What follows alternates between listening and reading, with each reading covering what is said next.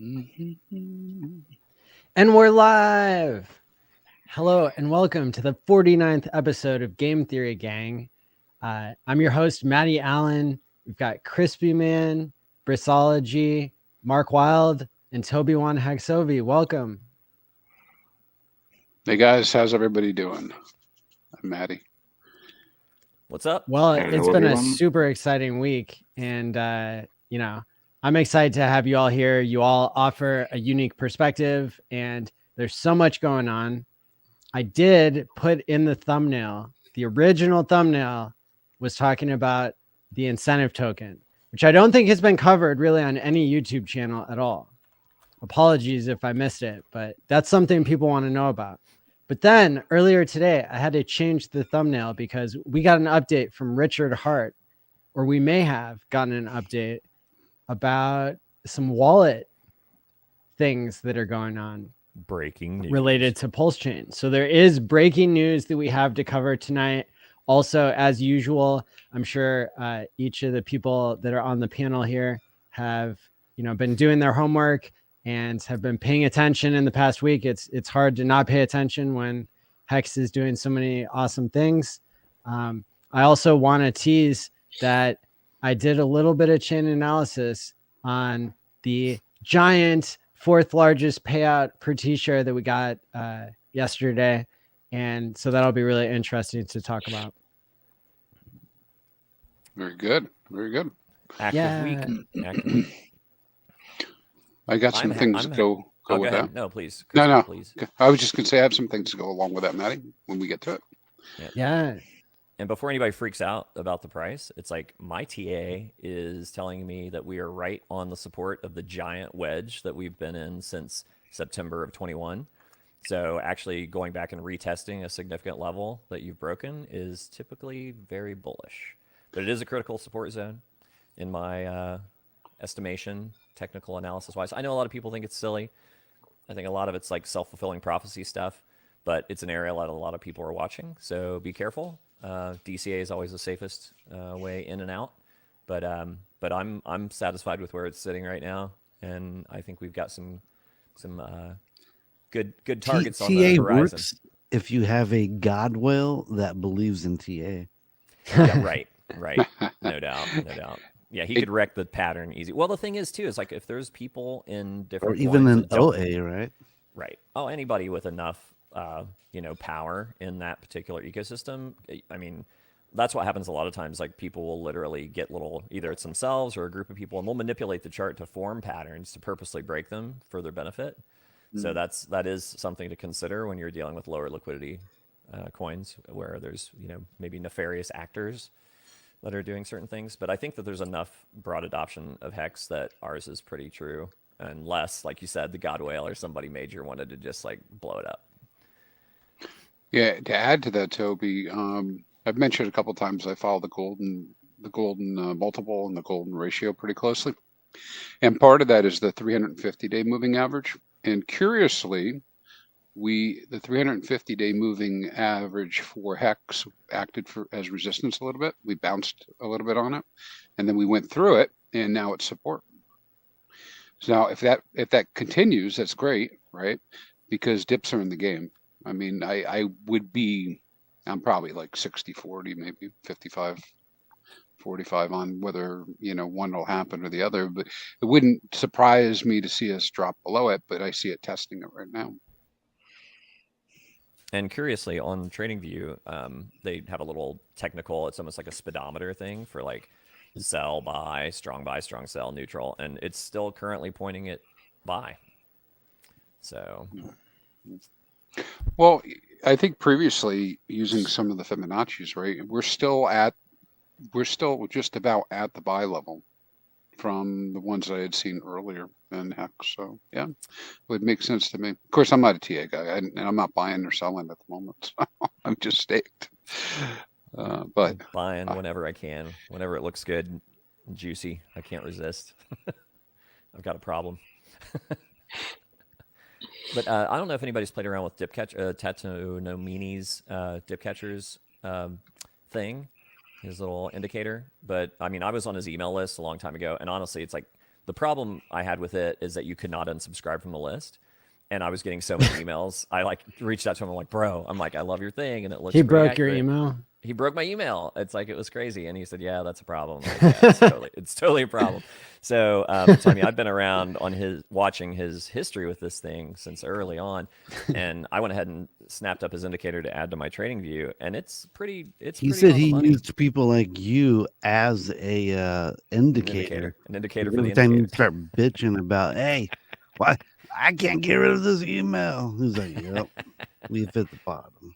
Yeah, he hit the spot. But yeah, his indicator's pretty spot on as far as like good buy zones. So it's looking good even with that. And it's funny because it's dip catcher algorithm, so it's DCA, which I think is clever. And, yeah, I didn't look at his full setup, right? Everything that he's done, but he did give me some date ranges, and I used those date ranges to choose DCAs, right? So I did a video yesterday on the stream on that, and all three of the ones that he'd given me, if I had been DCing weekly during that period, all of them would be up at this point. So I thought that was pretty nice. Nice. Yep. Well, and we have Mark Wild here, who's joining us from halfway around the world. The other side, actually, completely the other side. Well, thank you. Well, thank you. Go. Thanks for being me. here.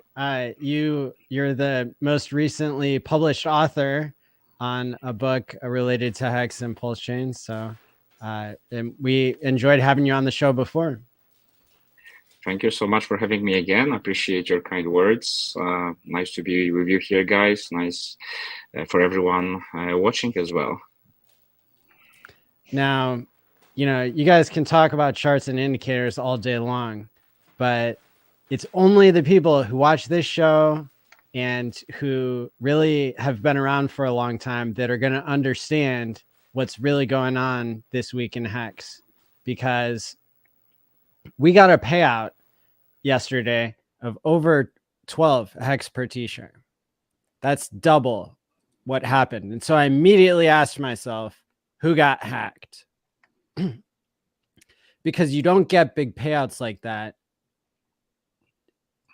normally. I mean, yeah, the biggest payout we ever got was the HEX 19 little payday, where he got hacked. This was like fourth highest payout ever. And it was the number one highest where there was positive price action on the same day. So that got me curious. And so I went to our old friend, the Twitter bot, Whale Hex. And I asked Whale Hex, what have you been tweeting about? Because I figured that there might have been a giant emergency end stake. And sure enough, there was a giant emergency end stake that showed up on the Whale Hex Twitter that I normally don't even see. And then, I clicked on Etherscan. And for those of you who have taken my chain analysis course, that's free. You go to pls.academy and it takes you to a virtual classroom where you get to go through like the 4 different 2.5-hour videos. What I did is I looked around on there and I saw the name of a familiar contract. It was like Hex Max or like Hex 4 or something like that. Is that Trayvon's old hourglass game? Bing, bing, bing. We have a winner. Wasn't that called Puke and Air? I think there were actually like 3 different versions of it. It was like he kept reloading it like the same thing. So yeah, it was called Toucan Air, and then Toucan Air 2, and then like Hex Max 3 or 4 or something like that. I'm surprised that money moved, to tell you the truth. I mean, because I guess Trayvon and whoever else is in that contract just got a big old payday for the Godwell moving that money out of there, right? I think that somebody had misattributed it to the Godwell, unless you have like direct chain analysis evidence that it was linked to the Godwell. I heard people just because they go in and they plug the address from like HexMax 4 into something like stakehex.today. And they see that there are 50,000 TShares in there, and they automatically think, oh, Godwell. Yeah. But you have to remember, not everything is the Godwell. I thought it was like a long time ago. I thought it was the OA address did something like that. Really? I mean, yeah. I mean, I just remember, and I'm pretty sure this is probably the same contract and amount, but I remember way back in the day, some address just put a gigantic amount of hex into the hourglass contract. And I was like, dang, that thing is probably never going to leave because it's going to take a 10% hit on the way out. Well, and that could have been Trevon with his referral bonuses, using those to plug into his own contract. If it went in early, that's what you would suspect. But so the person who exited this hourglass game with paying like a 50 million hex penalty and got like 50 million hex out or something. I also saw somebody was saying that they traced it to actually a 2 billion hex stake that got started for 30 days. And so, you can go out there and you can do your own chain analysis and you can draw your own conclusions. For me, it basically told me, yeah, dips can still be in the game when people are moving, or when people are taking that much of a penalty in order to end early and then creating a payout for all the other people in the hourglass game. That's something where we're really going to see how much of a bull market we're in right now in hex, because maybe they dump that and it just gets absorbed because there's so many people excited about buying hex right now. The gates are seeming to fall. The pins on the gate are falling one by one. Seems like it. People in the chat are confirming it was the Godwell. Yeah, I was just double checking myself on Etherscan, and he's 666D, right? So he moved about 3.5 billion to a secondary wallet, and then he took that it's like 3.48 billion and staked it for 30 days. But I think so is that separate from the hourglass contract? Yeah, that's a new wallet that he moved it to on the 20th. Okay. Yeah, yesterday. Cool. And then he staked it for 30 days. And if I'm doing the math right, that's like at current prices, that's like a yield of like $1.5 million in 30 days. Well, Godwell was bleeding out like 1 million hex a day not so long ago. So not bad to make it up, Yeah. Gotta make up the extra payouts that we've been getting from that account. I mean, it's so interesting. I mean, we saw last week, we reported on the story live that Gerardo from Looking to Hex had good accounted. And then I believe it was the next day, people were saying that the Godwell ended the stake. So that did happen. Yep. So what does that mean? Like, was the Godwell just sitting there being like, yeah, here, sharing my riches? Do you want to, we could talk about that for a minute, right? Please. One of the possibilities is just normal guy just didn't get around to it and it was bleeding, right? Maybe, another option, right? Maybe he did want to bleed it and then somebody could have counted it. So they needed to do something with it. So he staked it. I don't know, right? Could be that. I've always theorized that this is behavior that the OA could potentially do to reward the staker class, to reward everyone that's staked and using the system the way it's meant to be used. I don't understand why a private individual that, would do that, why he would just, bleed his wealth away. Obviously he has too much hex. He cannot create interest. Yeah. But it's just like the guy is freaking rich. So rich already. He has big bags elsewhere too. The hex doesn't mean anything to this person. I just mean financially. It's probably his best investment of all time. Oh yeah, no, absolutely. But I'm just saying that they don't need the hex as an investment. They just True. but with that said, they obviously like hex. So it's probably Richard. Just joking. But I don't think so. no, I'm just joking. I don't think Richard would overpay. If people are already choosing to stake, why would Richard want to pay them more?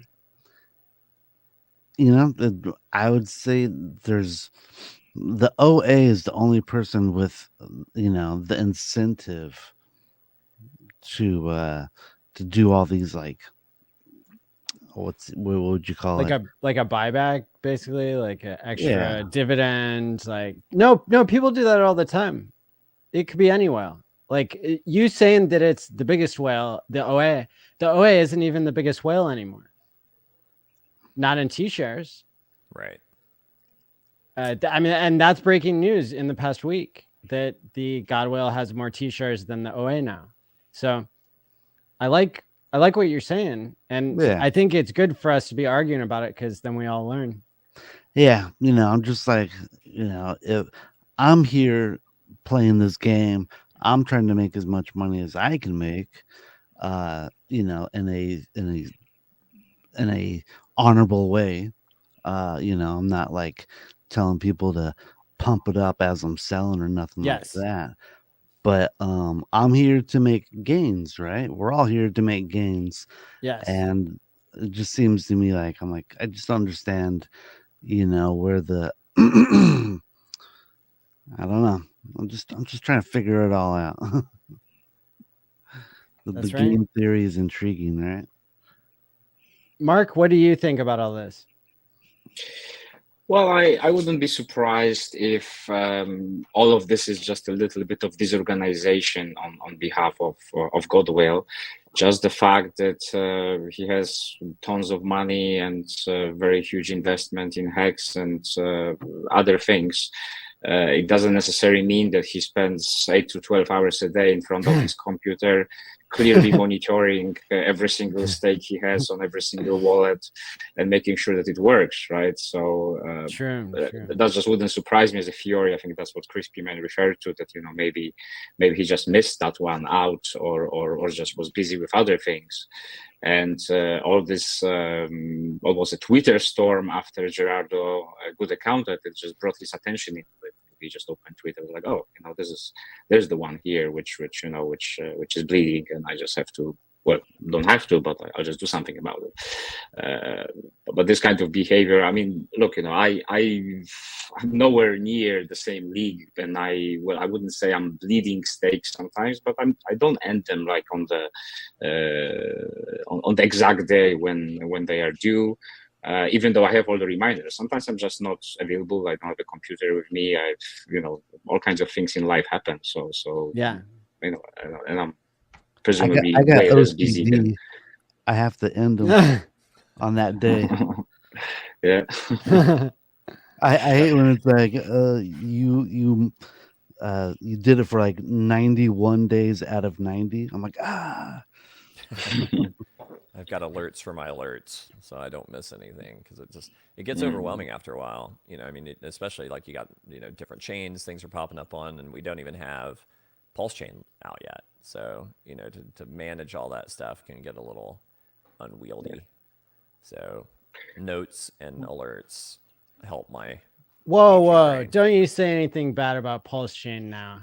No. I was just saying it's a lot. It just gives you that much more to keep track of. Like, the people are here because they want to know about the wallet and they want to know about the incentive.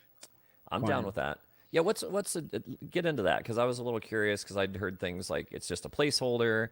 It might not even be a thing. You might be incentivized with Pulse itself. So, I mean, look, what do you know? Look, people, they want to know more about it. And so that's why, I put it in the show notes. I think Hexologist or somebody, people have been talking and they're like, yeah, nobody knows anything about it. Look, it's been on the testnet for a long time. It was called like party token. Correct me on any of this if I'm wrong, because nobody's been paying attention to the party token thing. Party token. And but another name for it is like INC, incentive token, and it's It's a logo of a wand. That's critical. That's critical information. Look, has anybody here used BNB, Pancake Swap, that kind of stuff? Yeah, a little bit. Okay, so you've farmed incentive tokens before. No, I mean I haven't used it like that. I used QuickSwap when that was a thing. This is and farmed. This is basically copying over something that already works on another system. And you could say, so I've got a couple of hot takes for you on it. But I mean, really, we don't know a lot. We just know what we've known for a long time, and then I can give you, you know, some of my takes on it. Awesome. Like the incentive token, I believe, is designed basically to be a mechanism through which new coins can incentivize people to create liquidity with their coin. And that's a risky thing to do, especially on a V2 situation. And that's typically where you're going to find it, is where you have double-sided liquidity. Not V2 testnet, but V2 Uniswap, or in this case, PulseX. And so I'm imagining, you know, back when Richard was saying, you know, whatever it is that works throughout all of crypto, like, we're going to copy it over, and listed that as one of the many things that'll get copied over. So it's my understanding, and I would say like Wendy's for Tendies is one that had spoken about this previously and whatnot, is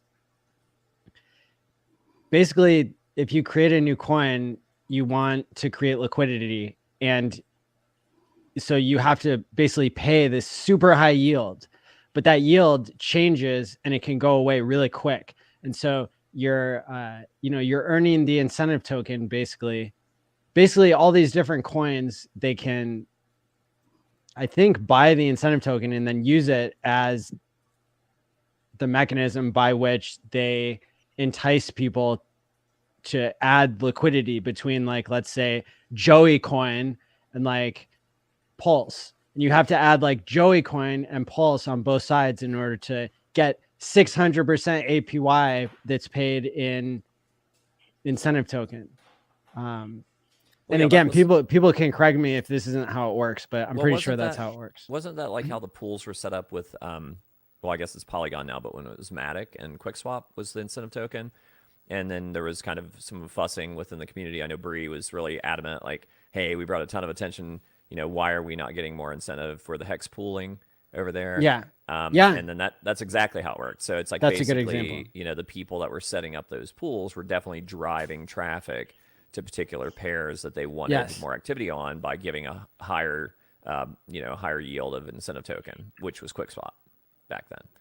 And so it doesn't matter if there's like, you know, a DAO set up, or, you know, there's voting, or, you know, all that good kind of stuff. Like, basically at the end of the day, people vote with their money, they vote with their liquidity. And it's like, it seems like a really good deal. Like, oh, I get 1,000% APY, you know, if I just provide liquidity.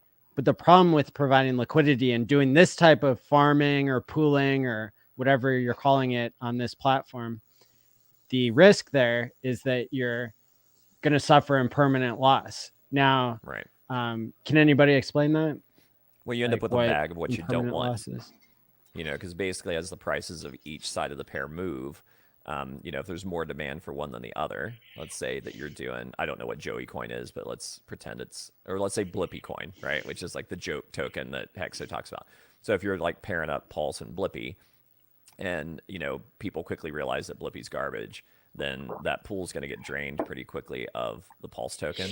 But the thing is that you have to add is you set a range between $1 or like a cent amount. Like, you know, trade Hex for Blippy coin between 3 and 6 cents. Well, that's just on V3 though, right? I think V2, I think. But basically, if it gets to 3 cents, you're going to have all of one coin. And if it gets to 6 cents, you're going to have all of the other coin. And so then you need to pull your liquidity and reset the ranges and reset the liquidity on both sides. Gotcha. Yeah, my understanding of V2 is that it's equal on both sides. So then that's where impermanent loss becomes a bigger issue, because you end up with kind of, more of the thing you don't want. And like your overall value that you put in is diminished. I mean, you have the same total number of coins, I guess, but it's effectively you are losing USD value, and it can be substantial. Like ask Motley. And it's like I got kind of burnt too a little bit. I mean, luckily I kind of redeemed myself somewhat before I got out of QuickSwap, but same deal. It's like it can happen really quickly if you're not paying attention. So it's a game that you definitely want to learn well and be careful of the pairs.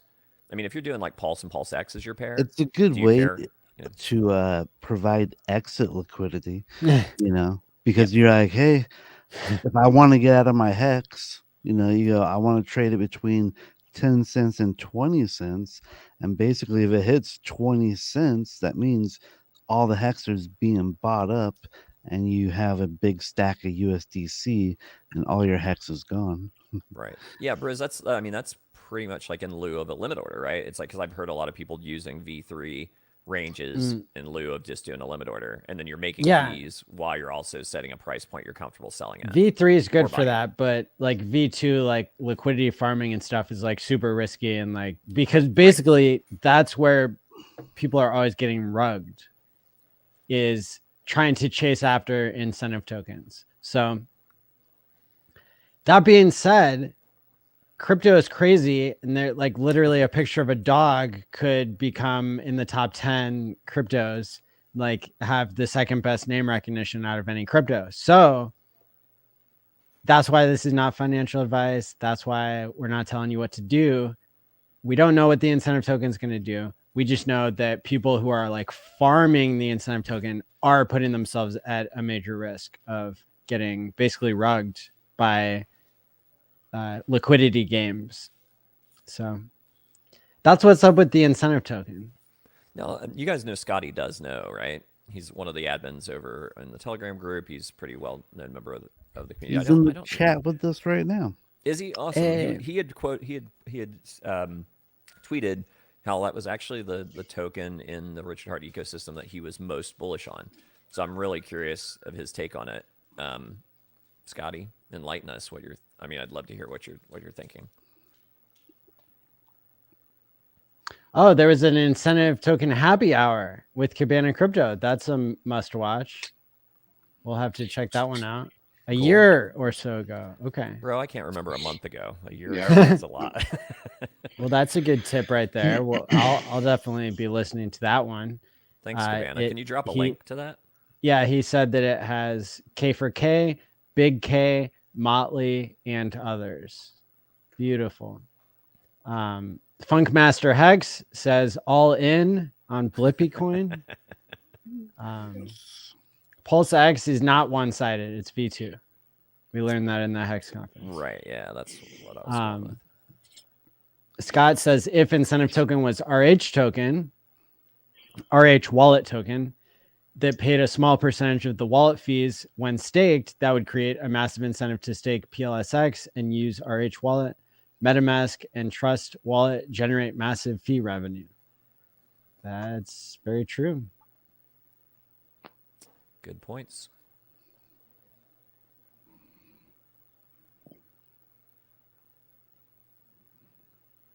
Meltoni says the price at HEX right now is 5.9 cents. Got all the way up to 7 in the past week. And then it's going through a correction. Holding good at support, in my opinion. Healthy pullback. Yes.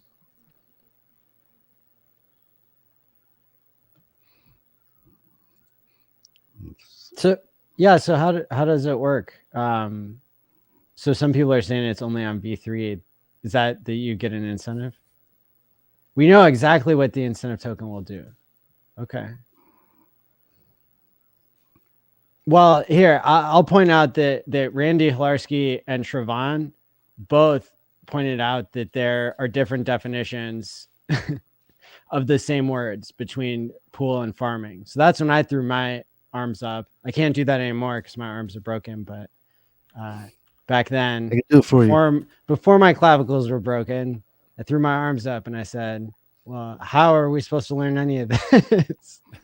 I always thought the incentive token was coins minted, freely out of thin air by some developer, and then they give it to the staking pool, and you lock up, say, your Pulse X, and you get these coins just as as a staking reward. And it could be a bunch of different coins and this and that, but it's just kind of like a way to distribute these coins, and it gives people an incentive to lock up the exchange coin, which makes it more scarce, which drives up the price, and kind of makes sense to me. Yeah, I'm curious of. I mean, I really would love for. I mean, Hex Monkey touched on it a little bit. I think a lot of the perception in mine included was, how is this? It's kind of like when Hedron first came out. It's like, how is this not a forever dump coin? And I'd be interested to see, Scotty's take on it, or someone here, Maddie, if you got a couple of tricks up your sleeve to explain that better. Of why I you think it that's would not be. kind of what it's meant to be, so you don't dump your exchange coin. Because you're staking your exchange coin, and you're getting these coins as dumperoonie coins, and they're just being given to you. Scotty says it's just like the Quick token on Quick Swap. I played around with that once. It incentivizes people to bring over liquidity to PLS. The literal most important thing for PLS adoption is getting people to bridge over liquidity of their ERC20s. Yeah, that's a really good point. And that's so if we're talking about the bridging or creating liquidity between, let's say, what's a popular ERC20 that we don't even normally talk about, right? Like the Graph. Dogecoin, right? Like so you get you have your Dogecoin on Dogecoin isn't on Ethereum, is it? Okay, let's just talk about Hex. You got Hex on Ethereum and you got Hex on PulseChain. Part of Richard's vision, I think, is people being able to earn basically trustless yield by creating liquidity between those two pairs once the ratio gets figured out. It's super risky before the ratio gets figured out, but after the ratio gets figured out, Richard has said that he predicts that the volatility on something like that would be much lower, and especially for all these other coins that maybe have less adoption than the main store of value. So that's, I mean, basically you're getting 20,000 different pairs, and the big game theory there is that everybody got a free copy of one side of the liquidity pair. And so if they are thinking to themselves, I'm not going to dump my free copy, I'm going to use it. I'm going to use my free copy to create some yield farming for myself between both of the chains. That becomes a pretty incredible value proposition, I think. Yeah. And so, well, and Scotty mentioned earlier up in the chat how Hex EHEX would be a pair that would be incentivized by by that, which would be to me seems like a no-brainer. Because it's like I think that Hex is going to be expensive on both chains personally, and so I mean if you can earn some yield and you're not as concerned or betting, but then you'd get left with the less valuable one if they pulled away from each other. So once that ratio gets like strongly established by the market. Right. That would it would be cool because it would probably trade like Bitcoin does, and Bitcoin versus Ethereum, it doesn't diverge that much, or pick another pair that's popular. So exactly. Well, and that just gets back to the point. Like anytime you're messing with any kind of LP, it's like it's just something you need to know about well and watch carefully. You can never be too careful. Know what you're doing. Don't start clicking shit that you don't understand.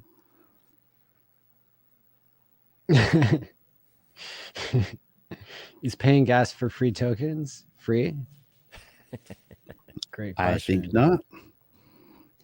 You can also pair the token heavily in pairs with the incentive token. So the incentive has to be valuable in order for people to want to bridge over their ERC20s. Exactly. Yep.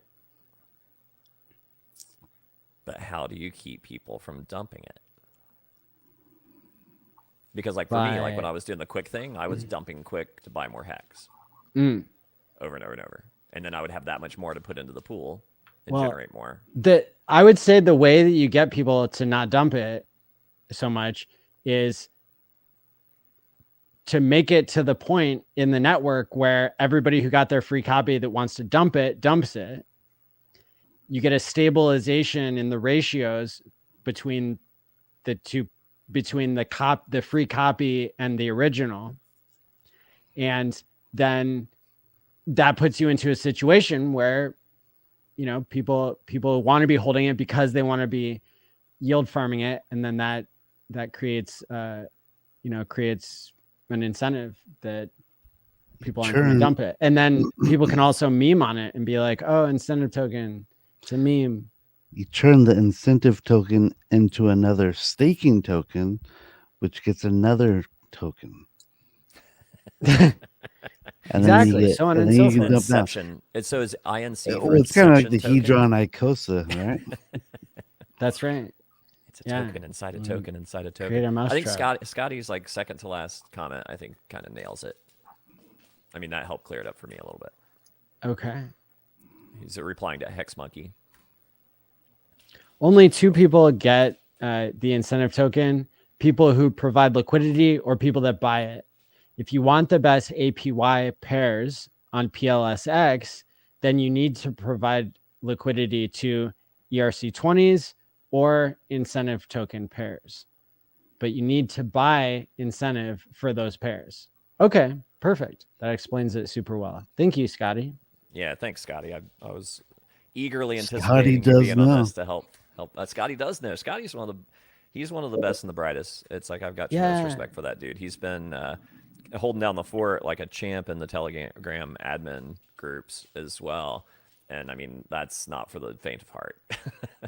It's like I pop in occasionally just to see how everybody's doing, but man, those guys are still over there grinding, teaching people, keeping them out of trouble, and definitely one of the galaxy brains of the community. So hats off to Scotty. Incentive token is announced. It's on testnet. So there you go. I mean, that's better than just being announced. I think it's disabled currently because the testing was complete.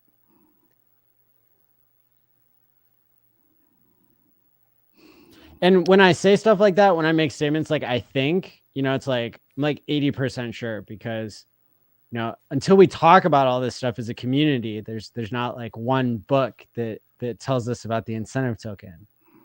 Hint, hint, nudge, nudge, Mark Wild.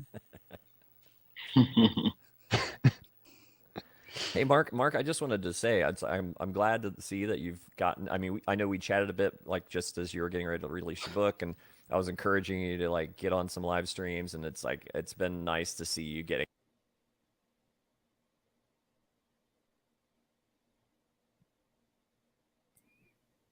You went quiet. Did you mute? I'm back. All right, can you guys hear me now? Yeah.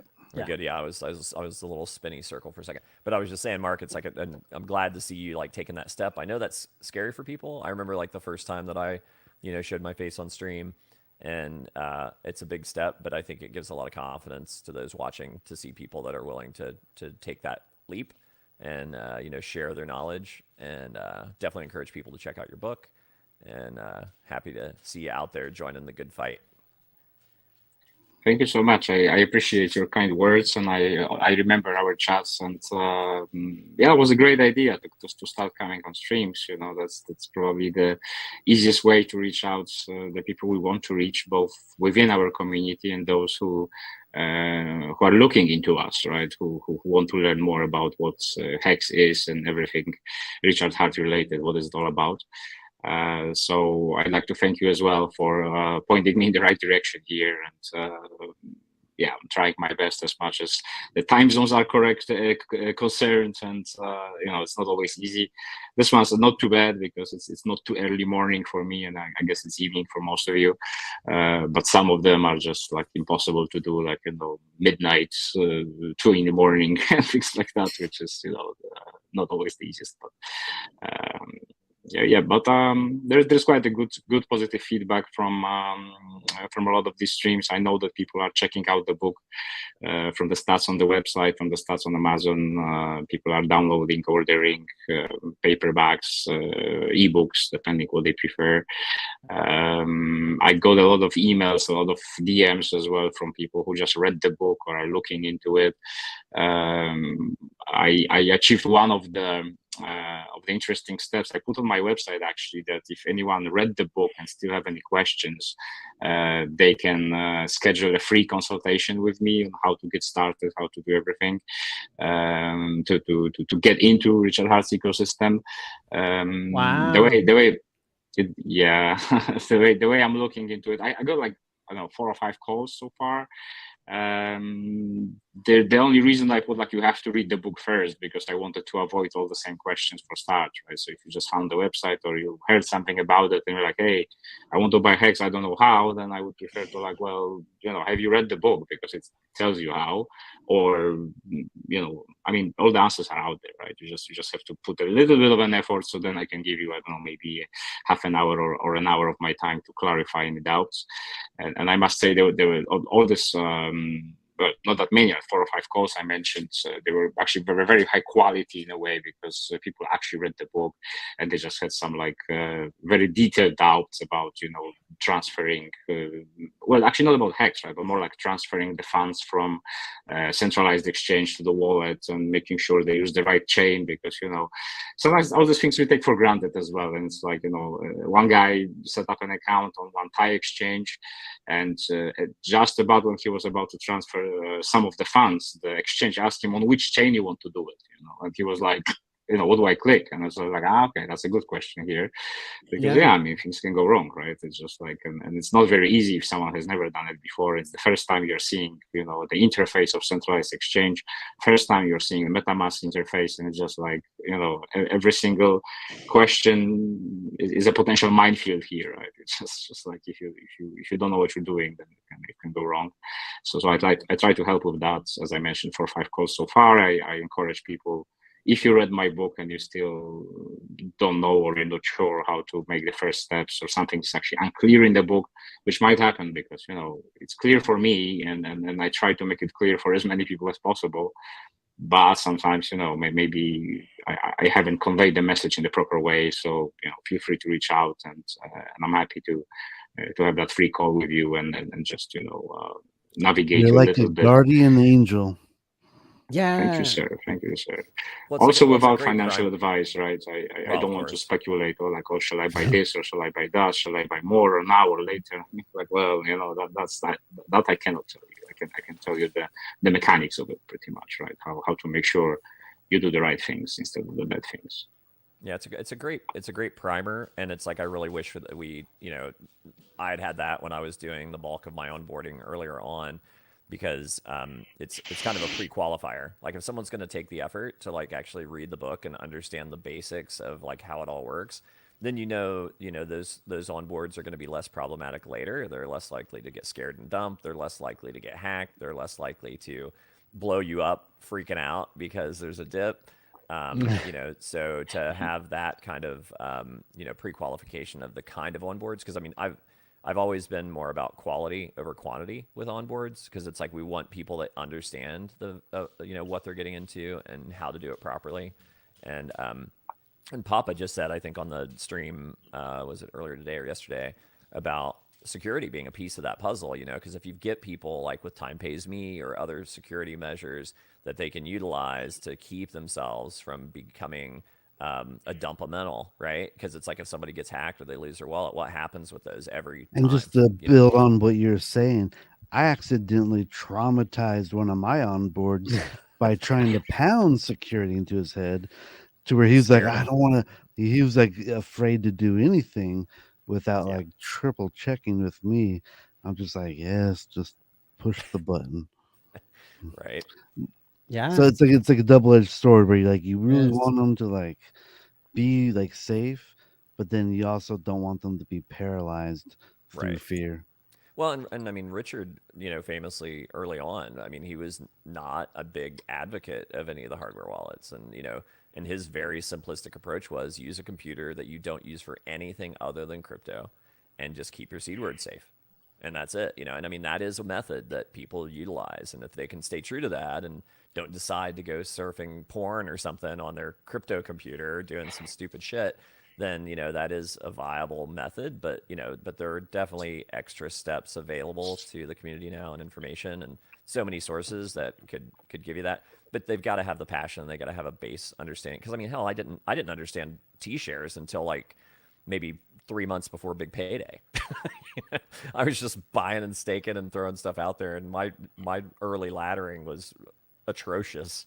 And then as I learned more, I got more, you know, dialed in with things like that. So it's a lot of information. So yeah, primers like Mark's help a lot. Definitely. And before the end of this first hour that we're streaming, we've got to talk about the wallet update and give away some books. So awesome. That's the challenge here. Sweet. So what a book. We got, so look, what was it? The middle of the week, or really it was Saturday. Saturday, we got this major update from Richard Hart, the biggest update we've ever gotten on PulseChain. 6 whole tweets. I streamed about it for like 3 hours, lost my voice. It was that insane. And it was epic though. Yeah, it was epic. A lot of analysis went into that. You know, a lot of stuff was revealed. And then today, again, already, is this an update? We don't know. But Richard talked a lot about wallets today, and he's said before that he's got a developer working on a Richard Hart wallet. We don't know whether there's going to be a sacrifice for this or not. We don't know whether it's going to come out at the same time as PulseChain or after. But we do know that Richard tweeted a lot about it today. So I want to kind of present what was going on here with what Richard was saying about wallets today. And then we can kind of give our analysis. So Richard said, you can't actually own cryptocurrency. You can just think you're the only one that knows the key. This truth invalidates many laws and regulations. What if 2 people know a key? What if your random number generator was weak and made predictable keys? That happened in Bitcoin one time. One time, a Bitcoin wallet phone app had weak or predictable random number generation, which got lots of Bitcoin users the same private key that was known by others. What if you had remote access Trojan or mileage on your device? What if a camera was behind you? What if your backup was found? What if your wallet phoned home of imaginary horribles? Not imaginary. All these things have happened, and it gives us a better legal framework to understand like how he could have his wallet have better game theory than any other wallet. What if it auto updated, then phoned home the keys? What if your wallet was fake and Google AdWords paid for the top result? Basically, like fake software is what you clicked on when you Googled, let's say, MetaMask. On Bitcoin, you could have had an Electrum wallet that the people behind it once got a fake upgrade notice in the app linking to evil upgrade, which stole their keys. Wow, that sucks. What if your wireless keyboard was sniffed? Or a phone on your desk used the accelerometer to sense key presses? Or audio recording with a sample of your typing deciphered your typing to a sound fingerprint?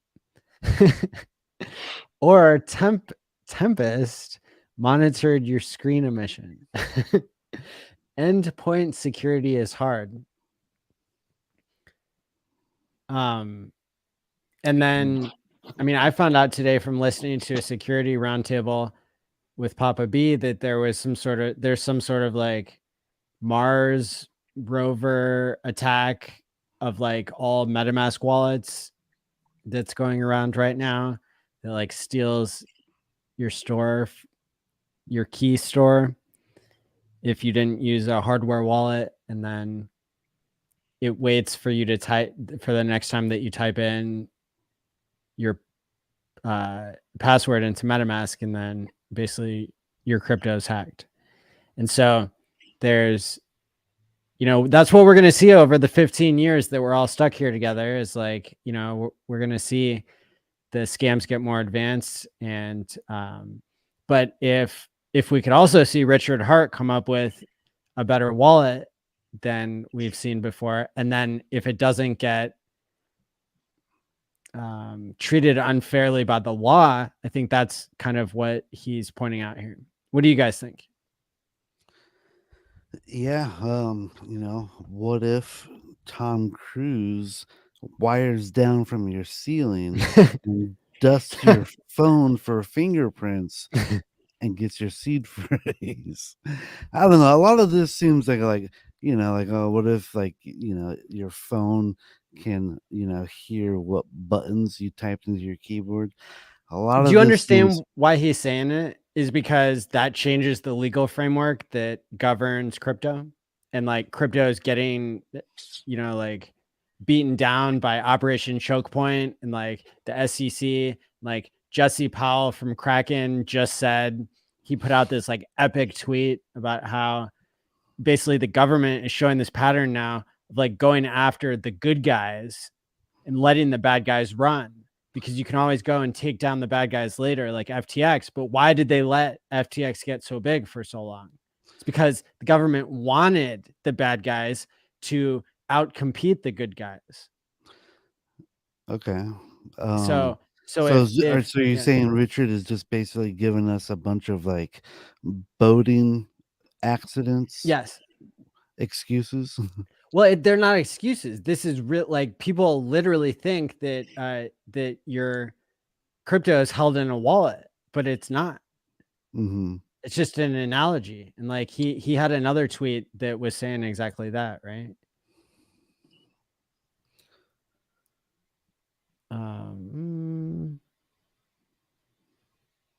It sounds to me like he's just laying the groundwork for saying, and now the Richard Hart wallet, that like solves, a lot of these things, right? That's my gut.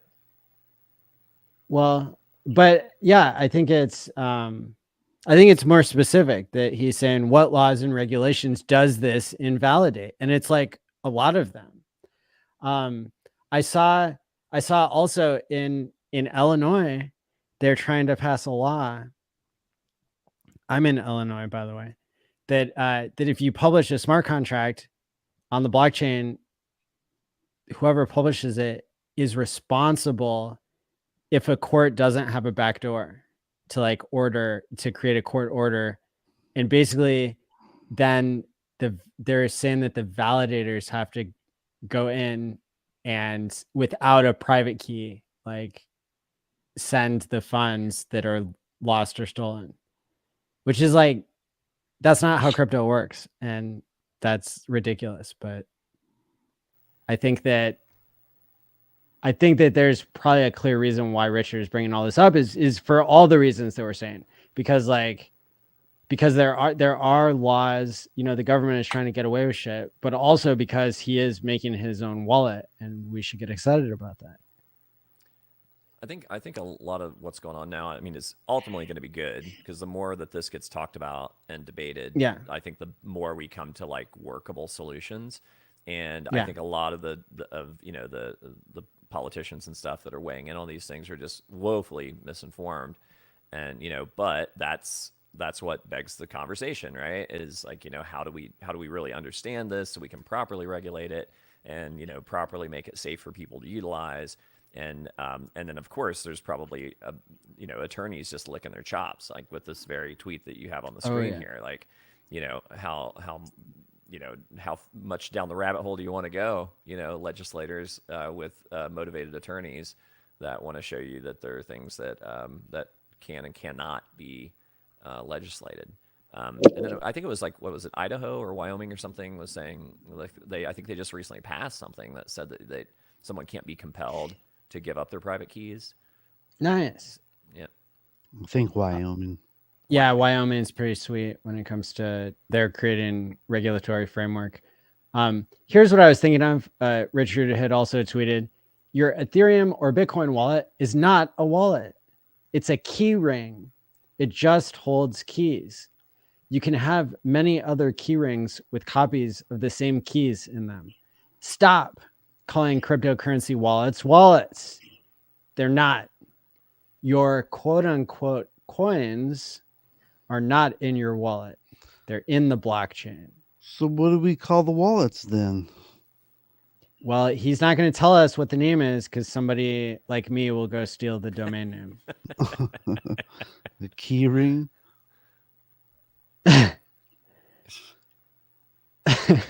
There's a dirty joke there, but I'm not touching it. The ring. Thank you. This is a family show. We have 202 people watching. Hit the like and subscribe button. Woohoo! Or get out. Hit that like and subscribe. Well, I heard DJ Cryptomatic today talking about I think it's a website that he's involved with called PulseTube. I'm just like, man, it's like he's been hanging out with Papa too long. It's like just everything's an innuendo. So it's like the PulseTube is the new HEX streamers.com. It's way better. I've heard it's really good. Just the name threw me a bit. Like, really, man?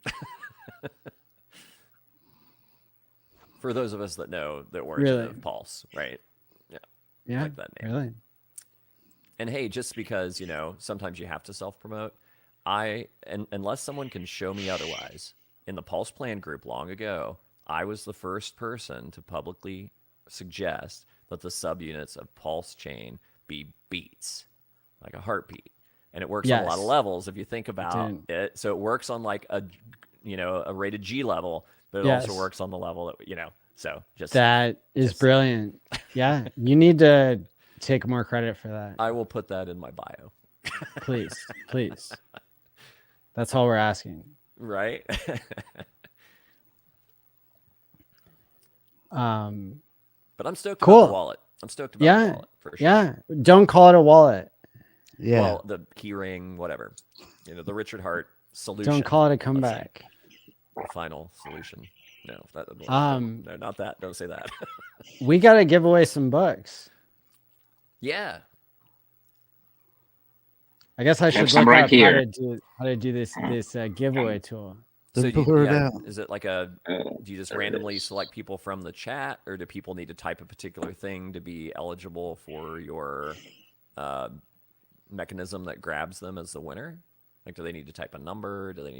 How's this work? So basically you Google StreamYard giveaway tool, and then it will take you to a website called streamyard.com/giveaway. This is for people who want to do giveaways on their channel, not everybody. And then you go and pick a broadcast. So I'm going to pick the one that we're doing right now. And then what does Mark want the hashtag to be? Revolution. Hashtag revolution. Okay. Right. Well, sounds good. Yeah. You gotta put. I hope you gotta match it completely. It's a pretty big word. Hashtag spelled out. No. No. Capital. Hey, thanks for the $5 super chat, X James. Appreciate it. Can we participate?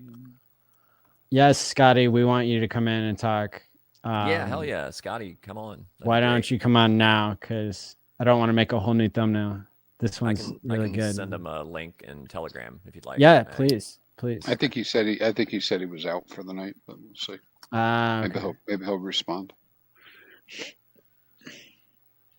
Well, Scotty, if you're paying attention, I'll send it to you in Telegram in case you can join us. So what is it? What is it people are winning here?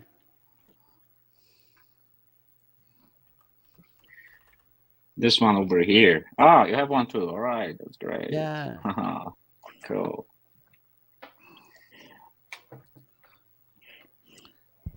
This is cryptos are a peaceful revolution.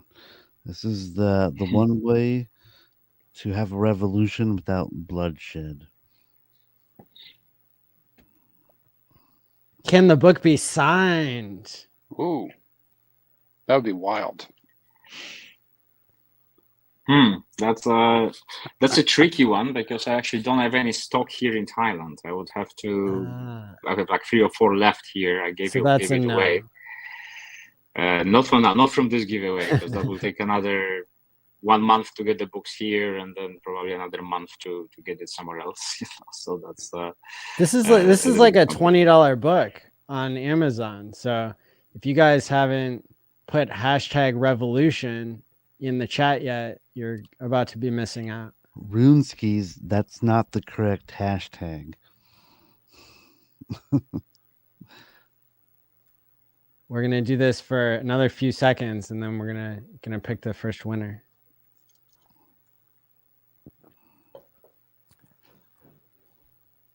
And if Mark ever joins us at a meetup, bring your book with you, and then I'm sure he'd be glad to sign. There you go. How many pages is the book? Pages, I'll tell you in a second. 150. Oosh. Can I take back my thing? There's too many pages. There's a lot of pictures. There's a lot of pictures inside. So many you have words. One summarized in like 5 or 6 tweets. I tell you what, man, for no coiners especially, it's like books are great. I mean, to just get them comfortable with the terminology and the jargon and like just all of it, it's good. Yeah. Well, hey, also, you guys should also mention, Mark, right? This isn't just a hard copy book, right? You can get it. A lot of people just get electronic versions right off of Amazon, right? Yeah, there's a Kindle version available, or just any ebook reader can read it actually, right? If you don't have a Kindle or a paperback, so 2 options. Yeah, and if you're a Kindle Unlimited customer, go get the book and read it. Yeah, it's free. Absolutely. Right? Yeah. So get it free, and Mark gets credit for that. For every word read. The Japanese have a word for people that buy too many books but don't read them. And what is that? You I don't tell know us the actual word. Justin Puskas. Okay, yes. Justin won. Congrats. Go nice avatar too. Well done. And how many winners do you want to do today, Mark? Let's do 2 more. All right. And draw the next one here. We need to get a wild SJ to do the audiobook. That'd be cool. Hey. Almost, Sean. You almost got it. How do you pronounce this one? Preselto. Yeah. Are they being clever with IP, maybe? IP Preselto. Congrats. All right, one more. Preselto Productions. Wally Source, let's go. If it lands on me, I'm just gonna redraw. Yeah, do that for me too. I don't want to be called an RG on this. Yeah. Oh, I will happily accept it. David. Well done, David. There's 3 names in a row, man. You got to try to figure it out. Come on down. Congrats. All right. Sweet. So should these people, how is Mark to connect with these gentlemen? Sure. I think the best way for you guys who want the book would be just send me a DM on Twitter. On Twitter, I'm markwild_369. Or you can use Telegram. On Telegram, it's Mark Wild Official. Alternative, you have an email. It's mark@secondcryptorevolution.com. If you want a paperback, then I will need your full name, address, and phone number to get it delivered to you. If you prefer an ebook, I can just send it back in response in whatever format you prefer. So up to you, really. Just let me know. What shall we do? I'm waiting for your messages, and I'll take it from there as soon as I can. A way to prevent any fuckery is in the chat. If they want to put their Telegram handle, then that way you'll know who it's coming from. Are you It's kidding so safe me? for There's you, right? nobody dishonest in this audience. I certainly hope not, but you never know, man. Internet's a wild, I've woolly already place. sent a tweet to Mark. Brisology just created a bunch of accounts with all the winners' names to try That was to- fast. Yeah. Can't see my Casey, hand. $10 super chat. Miami update. Yeah, I will update here in a little bit. I'm not sure if Mark's gonna have to leave here shortly, so want to make sure he gets the final words. Hey, I'm Scotty curious just about messaged. Miami, so I can stay another 5 minutes or so. Perfect. Cool. Just yeah. Quick Look, update. Scotty replied, and he said he'd love to come on another time if he could get adequate notice, but he's spending some time with the wife. So Perfect.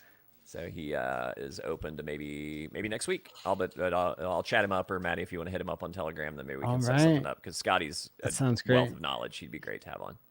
Yeah, I can't wait. I love learning. And Miami. yeah, so the Miami update, hexpomiami.com is where people have been getting their tickets for my next mass hex meetup. And yeah, I'm really excited about it. The planning is going super well. I'll probably keep giving updates along the way as more and more stuff gets planned. But what you need to know now is it's happening May 18th to 20th. It's at the Bitcoin conference, which is happening on Miami Beach. And we're going to have meetup spots inside the Bitcoin conference, outside the Bitcoin conference, a combination of both of those. And then I'm also going to be doing a 48-hour live stream that will, be able to include everybody who can't be there in person. And so I'm really excited about this. I think it's going to be amazing. If you've never been surrounded by 15,000 other people who believe in crypto, then, I think you're going to be blown away by attending this. So go ahead and get your $99 ticket now for hexpomiami.com. And then it'll also give you the link in there so that you can get your Bitcoin ticket. And the price on those, it goes up over time. And so when I announced the event almost 2 weeks ago now, the tickets for the Bitcoin conference were $650 total for 2 days. And now it's already up to $700. And so, I can already tell the people who are willing to pay that much, who have the luxury going this year, they are going to be a bunch of fun to hang out with. And so it's going to be a great time. And yeah, so that's the plug for Hexpo Miami. Yeah. I guess you basically, when you buy a ticket, I prevent chargebacks by basically saying you're buying the ticket to donate, and then people who donate get airdropped a ticket to the event in person. So just understand that whatever date your ticket says on it is just basically a recurring Tuesday show that we're doing right now.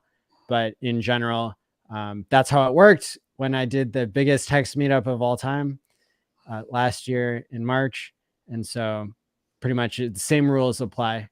You're you're going to get some sweet merch and all of the logistics planned for whatever's happening. That's awesome. And if you don't mind, I have a meetup this coming weekend here in California. Yeah. So it's in Fullerton. Check out my Twitter handle, Brisology on Twitter. And if you guys can make it this Saturday, it's going to be at a brewery. It's called The Brewery. And I'd be happy if everyone can come down and make it to that. That's awesome. I'm still trying to figure out if I'm going to go to Utah this weekend. Like, my arm keeps falling off. And so I have to check with my doctor tomorrow to see if I can make it. But I might do like a really short-term small meetup in Salt Lake City on Saturday. So if we do that, Brisology, I'll call you on the phone Yeah. We can. Well, maybe we can do like a quick little, duo stream or something. Yeah, That'd be something awesome. for sure. Cool. Yeah. And then there's people who are trying to create their own meetups. I have a Telegram, t.me/hex meetup, and that's where you can go to get the word out.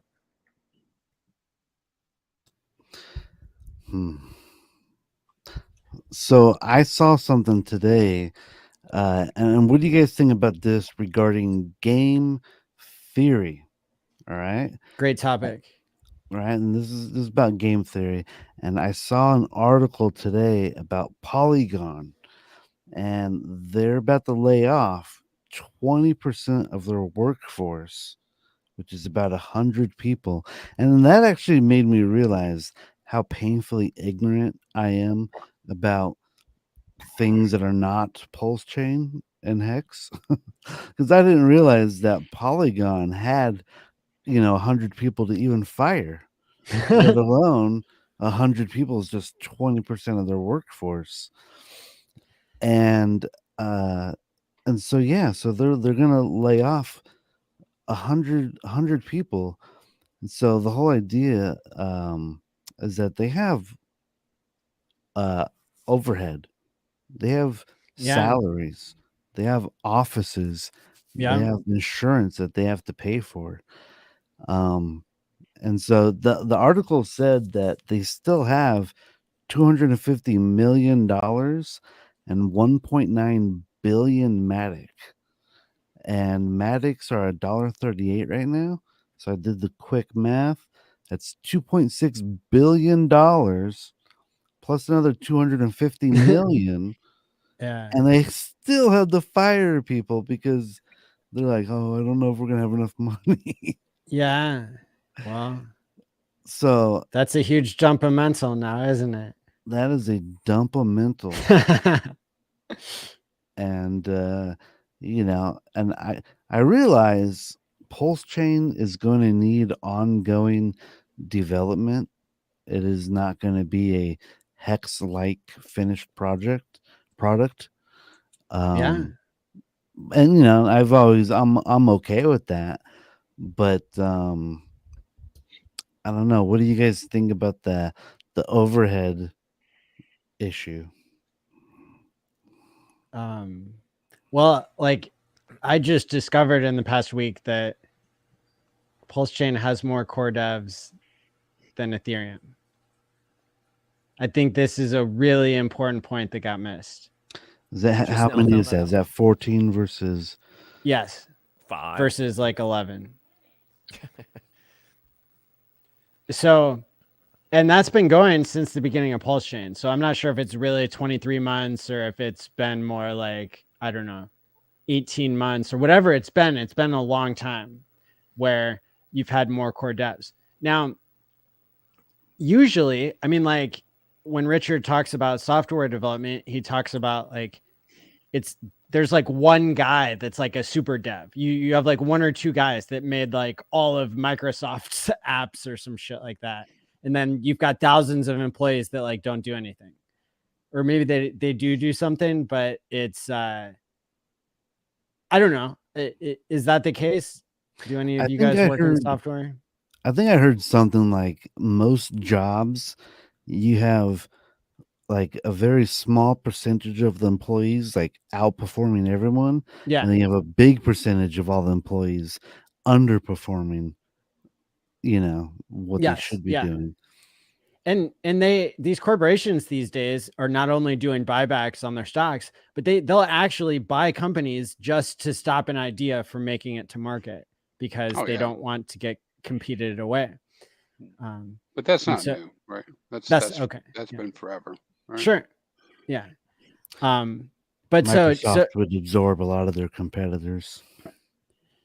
In crypto, like in any other tech sector, you're going to have a little bit of that going on, and you're going to have a lot of, you want the core people who can do the best job. You want them being the ones doing the heavy lifting. And so, I just think from what we know, a lot of the PulseChain development is behind closed doors, but from some of the signals we've gotten, it seems like there are high quality devs who are, solving important problems that haven't ever been solved before. And they're putting together pieces of crypto that have worked that haven't been put together before.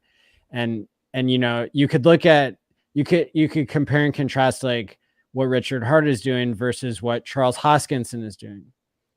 And Charles, he's the leader of Cardano, and they have like tons and tons and tons of stuff that they're building, but it doesn't always translate to price performance. So just because you have more people working on something doesn't mean you're going to get a better product or that you're going to get better performance. You need a combination of the right game theory and then devs who can deliver. I mean, like the majority of crypto projects hire a dev that does like not that good of a job or like tries to rug the thing. Right? Like Randy Hilarski tried to hire and like do his own project and ended up just getting tens of thousands of dollars stolen from him. And I think like other people have had that experience too in our community that don't talk about it as much.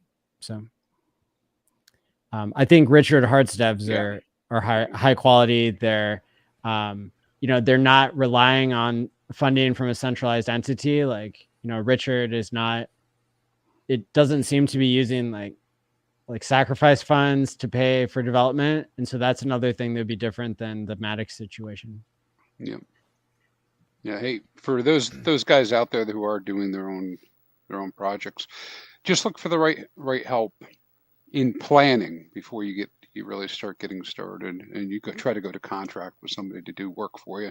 Because what Maddie's referring to is a lot of these firms will do, they'll charge you, and it's not nefarious, it's to protect themselves, but they'll charge you a fee for being available, for instance, kind of like an overhead fee or I forget the term for it, but in advance, right? And if you utilize them, then great, but you'll be bound by the contract. Anyways, a retainer fee. Yeah, retainer fee. Yeah, so think it out. And the more you do yourself and you understand, the less change management you have later, right? So fewer changes. Maddie, you could probably reflect right on that with your own work, right?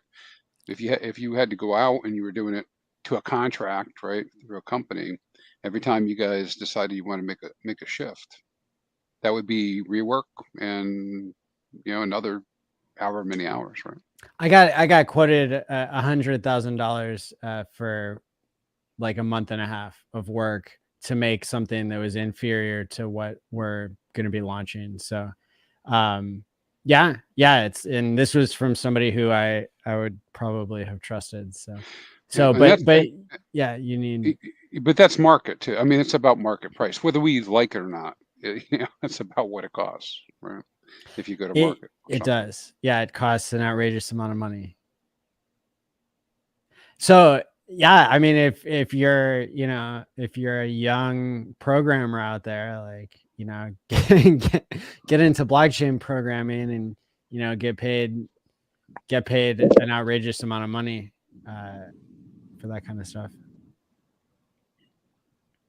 Yep. Okay, guys, apologies for interrupting here. I'll have to get going. So just wanted to say thank you again to Mati for having me here, to all of you for participating in this panel and your help for spreading the word out about the book as well.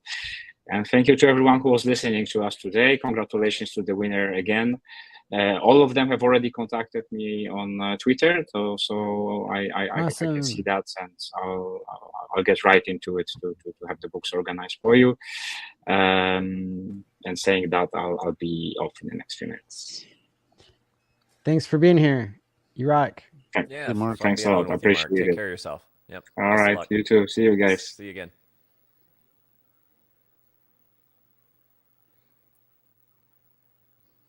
I guess somebody said before that the PRT token and the incentive token are not the same thing.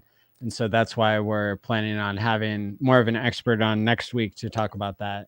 This is the content that people are really interested in right now.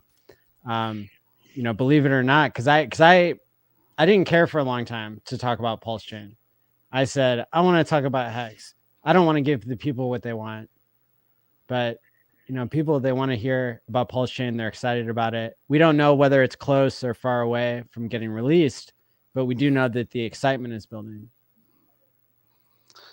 Release PulseChain, Richard. Release it. It's closer, right? I mean, every day. Yeah, that's what we said. Like, and then I switched to ETH 2.0. But see, the part that a lot of people miss from that is that a lot of the stuff, like the user interface and everything, that's going to be the same, whether you have bigger numbers or not, whether you have a different consensus mechanism or not. That the suite UI is going to be the same. That's done, as far as we know. Well, and I mean, me, the eternal optimist, it's like, I think the longer it takes, I mean, not, I don't want it to take another year, of course, but I just think like with as much time as it's taken, they've been able to work out so many more of the kinks. It's given people more opportunity to get into HEX and understand HEX and see what a value it's going to be to get in before the copies are produced, to understand how to navigate the PulseChain on the current testnet and be ready and excited to get in there and dig into V3 and see what changes have been made. And it's kind of like the movie too. It's like, obviously we haven't released the movie yet. I actually got an update today. Of course, it's stuff that I can't share it. I know, but just I got blink an update today from talk about it. No blinking. But got a message from Pat and Grant, and there's some cool stuff on the horizon that had things not taken as long may have not been a part of the release.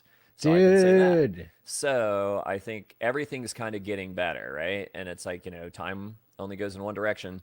So it's the more time it takes, the closer. I mean, just obviously, the closer we are to coming out. With it taking this long, I feel like it has like a bit of legitimacy to it.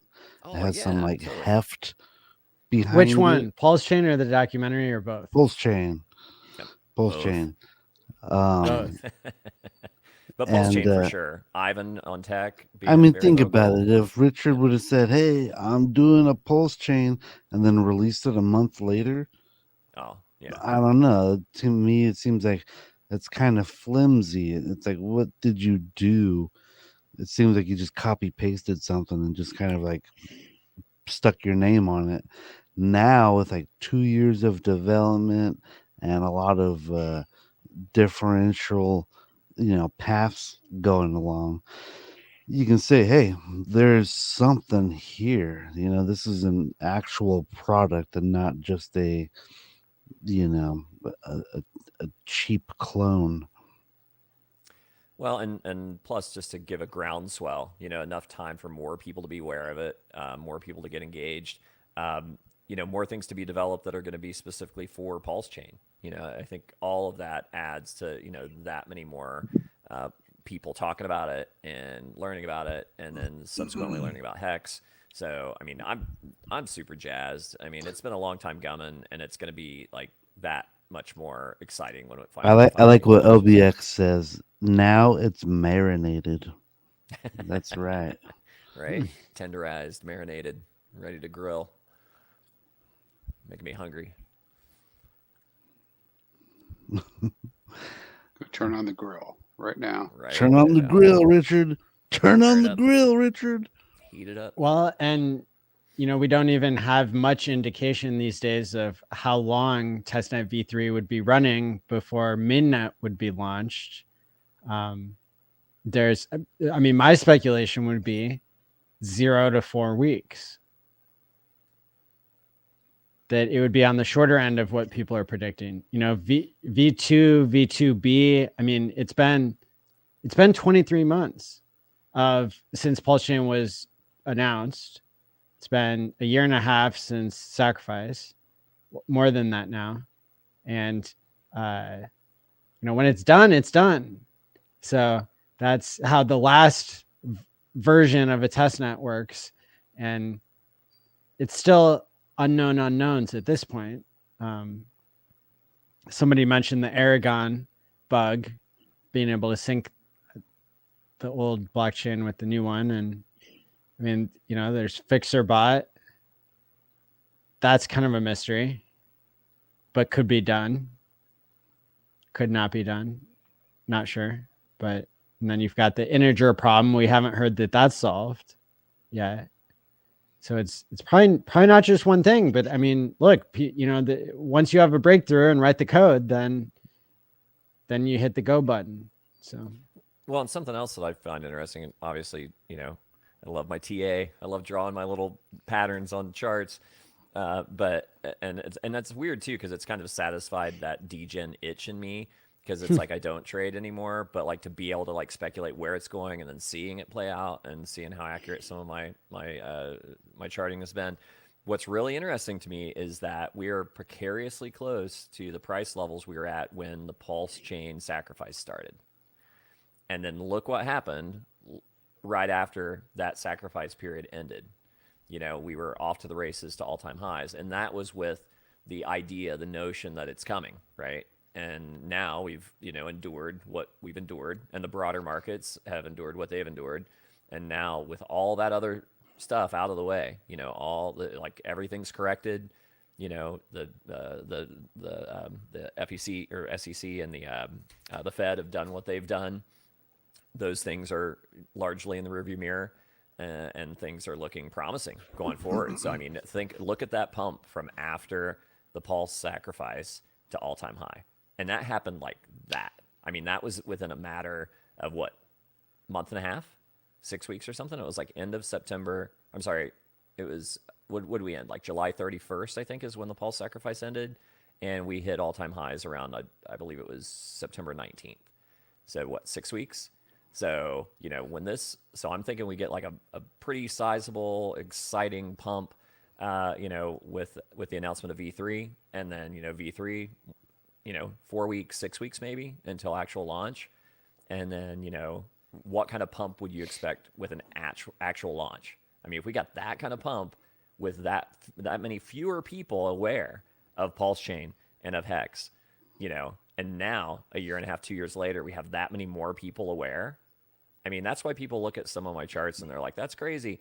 But legit, it's like, I think $17 is not out of the question. I know it sounds like incredible, crazy moon math. $17. $17.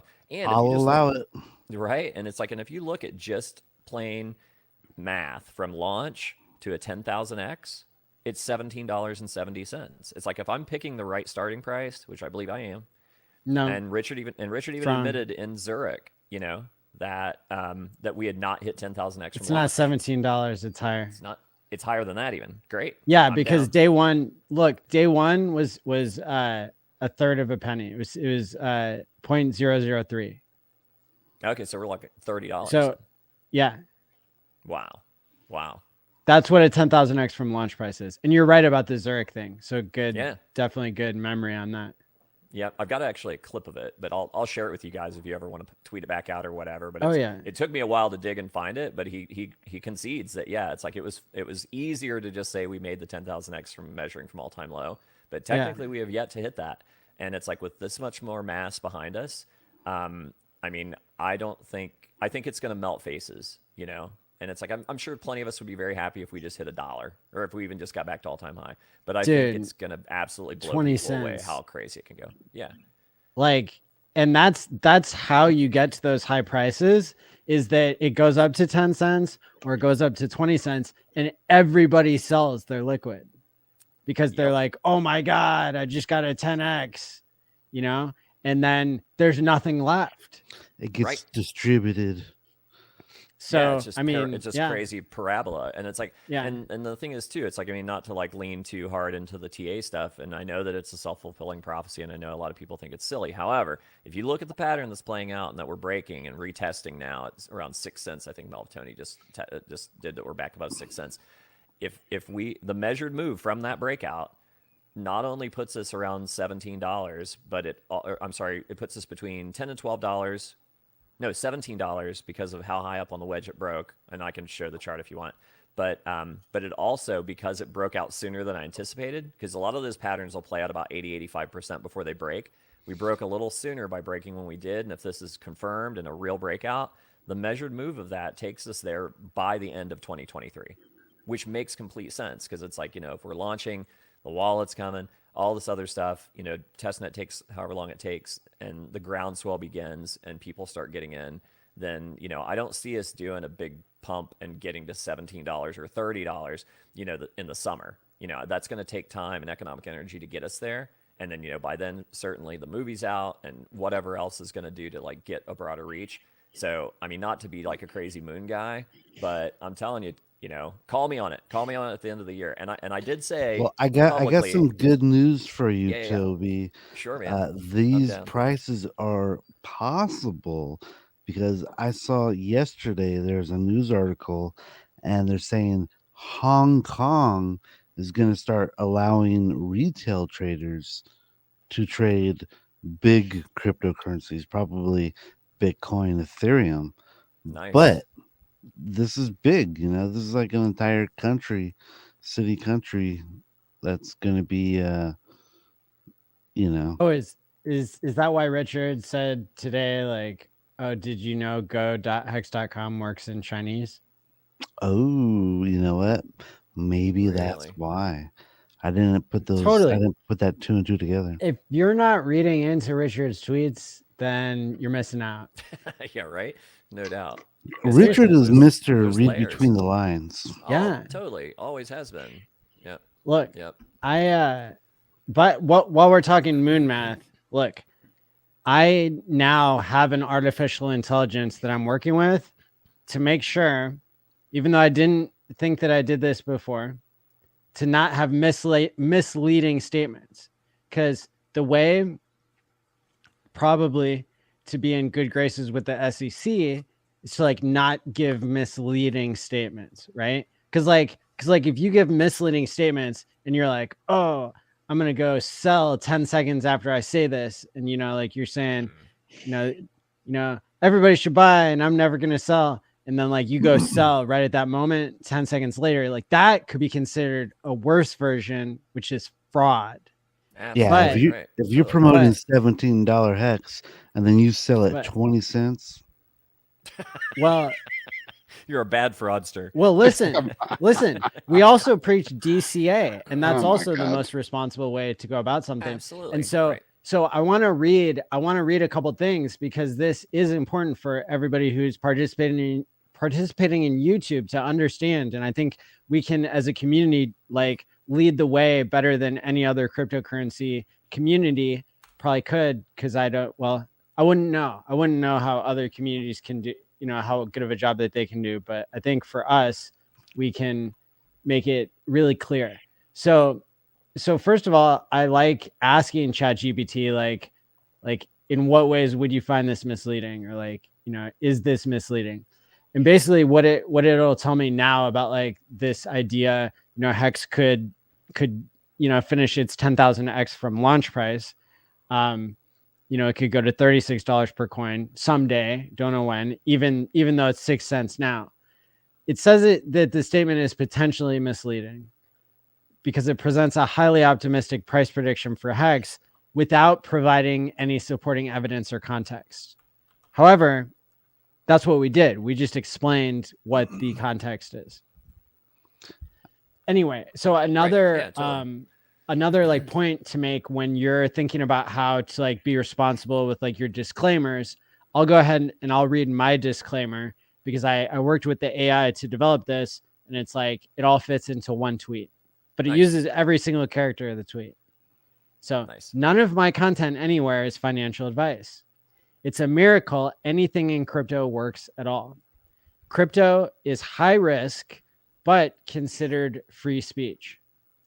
I own ETH, BTC, USDC, PLS, and PLSX, liquid and staked Hex. No expectations and no paid endorsements. Do your own research before investing. Nice. That's it. I need a t-shirt with that on it. Well, because I mean, Dude, the thing is, let's I do think it. it's so. I mean, I've got it now in my bio on Twitter, because it's like just in case someone's thinking like what I'm doing is financial. I'm not a financial advisor. I'm a guy on the internet. It's like I have access to as much information as the next guy. I give my opinions on things. If people want to take that and do further research, that's what I hope. That they're gonna always do their own research on whatever comes out of my mouth, because it's like I'm not responsible for what you do with your wealth. You are my gonna... research, Toby. Well, that's a problem. I mean, that's a problem for a lot of people, because they'll see people like all four of us on screen, and just because we say it, that's enough for them, and that is a terrible tragedy. It's Me like coming on here, this is me doing my research right now. Yeah, you kill me, dude. But it's like, yeah, it's a nice one, Cabana. I like that. Tobiwan Jabroni. I dig it. We're gonna hold him to that. Jabroni. Hey, something else too. It's like I got to double check the time frame, or I'm in trouble. But I also said that if collectively Hex was not at $1, like between the two chains, now of course that would mean that PulseChain has to launch, and I think it's maybe December of this year, but I'll have to do the math on it and see, because I said like 18 months from like whenever I tweeted it. You gonna that shave your eyebrows? I would shave my head and my eyebrows just to show how full on crazy that I am. So I'm really hoping, that we get there, because it's like I don't think you're gonna do it. I don't think. I'm not worried. I don't think your wife is gonna I'll let you find do it. I'm it. not a We'll find welcher, it bro. really quick. I will do it. I mean, my problem is it's like, I'm not worried about the head so much. It's like, but what if your eyebrows don't grow back? If your eyebrows didn't grow back, that's weird. I'll That's a tell you risk what. you're gonna I'll have to tell take. you what, Toby. I told you on Twitter. I don't know if you saw it. I do Yeah. the opposite. You guys, if somebody make it go to $1 for a closed candle for the day, I'll shave everything. Everything. I'll shave it. Not on camera. At least blur it out for us. No, Crispy. but I I'll love get you, but bro. I'll get rid of those eyebrows. They'll be gone. So the caveat is And that you know what? like I a was Hex just can go to $17, but the liquidity is so thin you'll be able to pull out 20 cents out of that before you drop it down. I suppose. Now, well, see, that's the other thing too that I think's cool, is that we are so much more stable at the prices we've been attaining. And I mean, you look at some of the newer coins, even in our ecosystem, and how wrecked you will make it with like $1,000 sale, and it's like we have. Oh no! Did you find it? There it is. When was it? Dude, July I found 4th. it.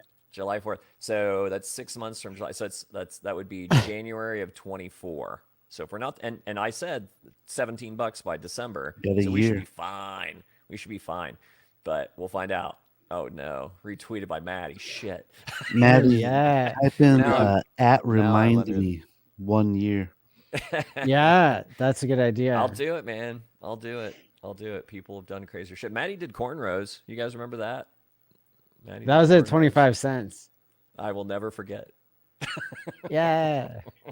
That was Classic fun. moments. Classic moments of the Hex journey. 605. We are at 6.05 cents. Thank you, Melv Tony.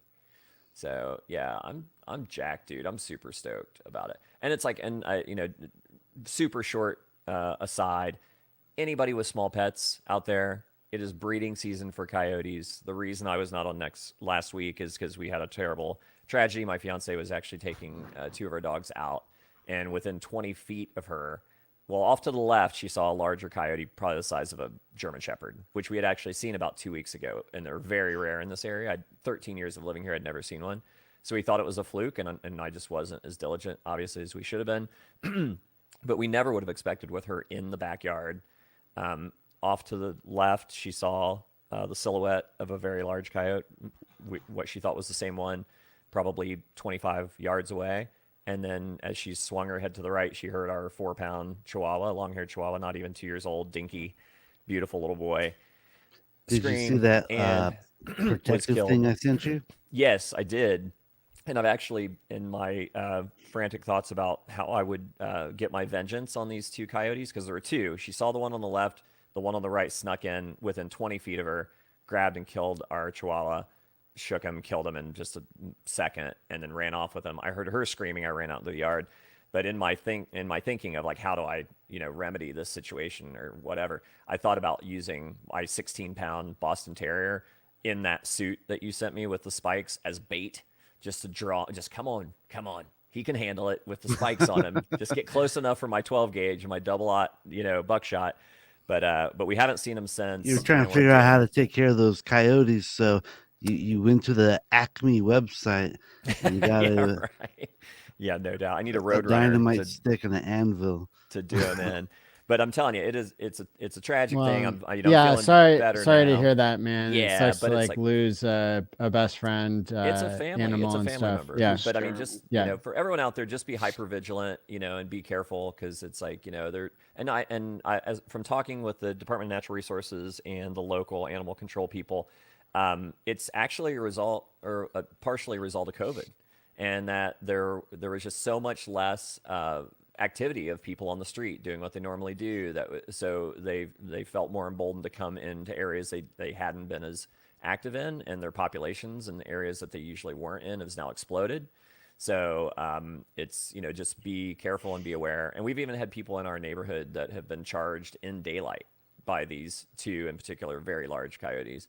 So just be very careful. I mean, I know people in California, they're probably rolling their eyes because shit like that probably happens all the time, and they know better. But I've seen them driving to unusual. work in the morning, and They it's drive? kind of eerie, watching them run across the street. Like, what the heck? Yeah, because it's not like a normal looking like dog. Yeah, they're very creepy. skinny and Yeah, they're just wily. We But anyhow, that was my PSA. We'll have everybody keep their eyes out, and thanks for the warning, and sorry Yep. for your loss. Yeah. Yep. We wish we had been warned earlier, and then maybe we could have averted the disaster. Yes. But yeah, but people be careful, and with your children too. You don't know. You can never be too diligent. Yep. But back to crypto, which is much we more have fun. Sami in the chat. Your friend Sami. This is my friend Sami. Seriously. My friend Sami. Sami is jam. And then someone was saying like, "Oh, you got to follow Sami," and I'm like, I'm already following Sami. I'm like, hell yeah, he's crushing it. Sami's great. He is crushing it. Cutie pie. Can we get him on, Maddie? Would he? Look.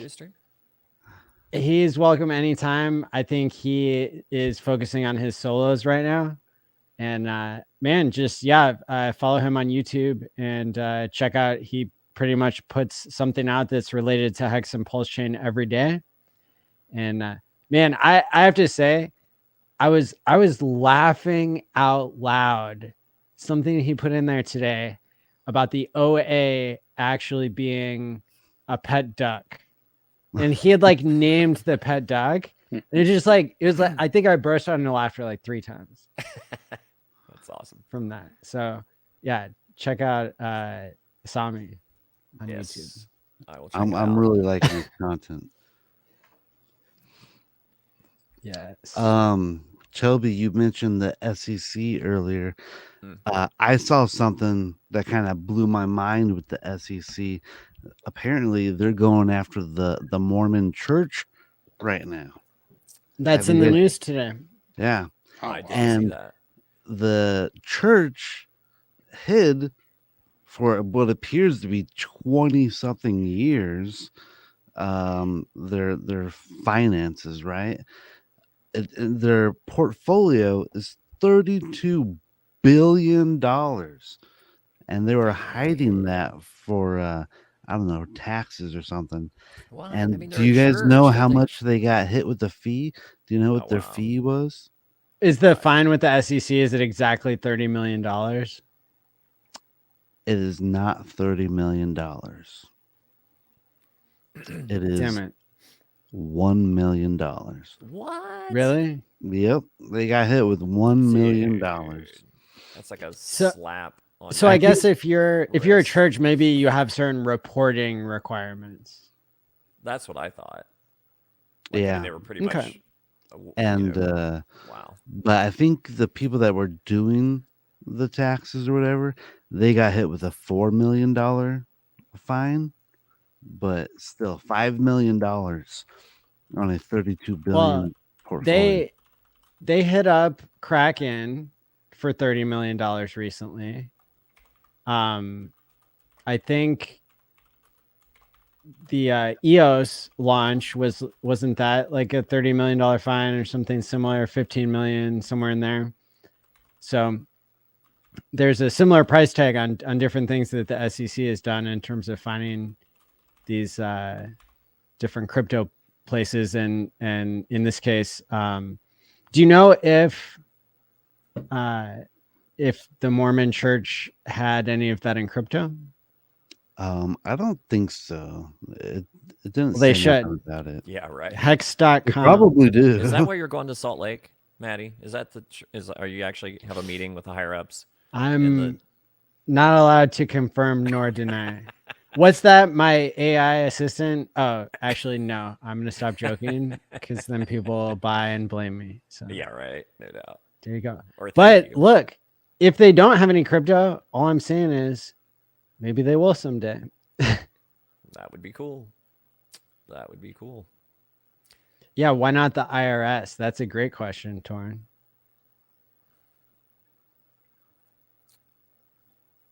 So I just found my tweet that actually has the clip of Richard Hart talking about us not hitting the 10,000x yet. I've updated that tweet with a retweet saying how you've corrected me to where it's not $17, it's actually $30, and I'll drop that in the chat. And if anyone cares to read it and check out that little clip and share it out, Awesome. I think it's good information. That's great. Yeah, because the source that I'm using myself is hexdailystats.com. If you scroll back to day one. Got it. I will bookmark that for myself. So there could have been well, no, there couldn't have been because that was literally the first day that Hex came out. So right, that's the launch price was not what the decentralized exchange was showing on day 2, but it was literally only the adoption amplifier. Cool. Cabana just cracked me up. Don't read it. Don't show it on screen. What is it? It's funny. It's just the comment he just made about what they own. It just it's like bringing out the 13-year-old boy in me. Yeah. Well, we needed comedic relief and trolling. I was thinking about that today. We have 2 trolls on the show now each week. It's good. Do a pair of trolls. It's better yeah, than it's one. like your PulseChain copy and your Ethereum copy. I want to be the PulseChain troll. Wow. Oh, wait. Now, see, Ross, that's not right. It's like you're going after. I mean, I get it. You coming after me. I mean, the thing with your mom, we're working on it. But you're coming after Briz. You're coming after Briz now, Ross. Son, that's right. Please. So, you come to Miami, Ross. I want to buy you a beer, dude. I want to buy you all the margaritas you can drink. Yeah. I like Ross. Ross cracks me up, actually. And then Children of the Grave was another like classic troll, but I haven't seen him in forever. He was. Oh man, everybody, literally everybody you can ever remember came out of the woodwork when I was covering the Ethereum forks. Seriously, I can imagine, dude. I bet. Dude, seriously, it was like time traveling. It was literally like time traveling. Every single screen name, because I streamed for like 12 hours straight, and I was like, this is our dress rehearsal for PulseChain. This has never happened before in crypto history. Like, we got all these free copies and we don't know how it's going to play out. And there's no fixer bot. And like all the other YouTubers were just ignoring it or saying like, oh, that's stupid, sell it and stuff. And it was like, whether you did well with it price wise or not, most people did not. But just the whole idea of how significant it was and the amount of community participation that happened. I think I did see Children in the Grave pop up around that time. So cool. Don't be surprised if when PulseChain launches, you get a surge of people who haven't been commenting. Maybe they've been watching all these months, but maybe they've been living their real lives. Yeah, right. What's that? Real life. Maddie, I got one more article and a little bit of alpha to go along with this. Let's do it. I think you'll like this, and I think the audience will. Basically, I saw this article, and it says, it says, I'm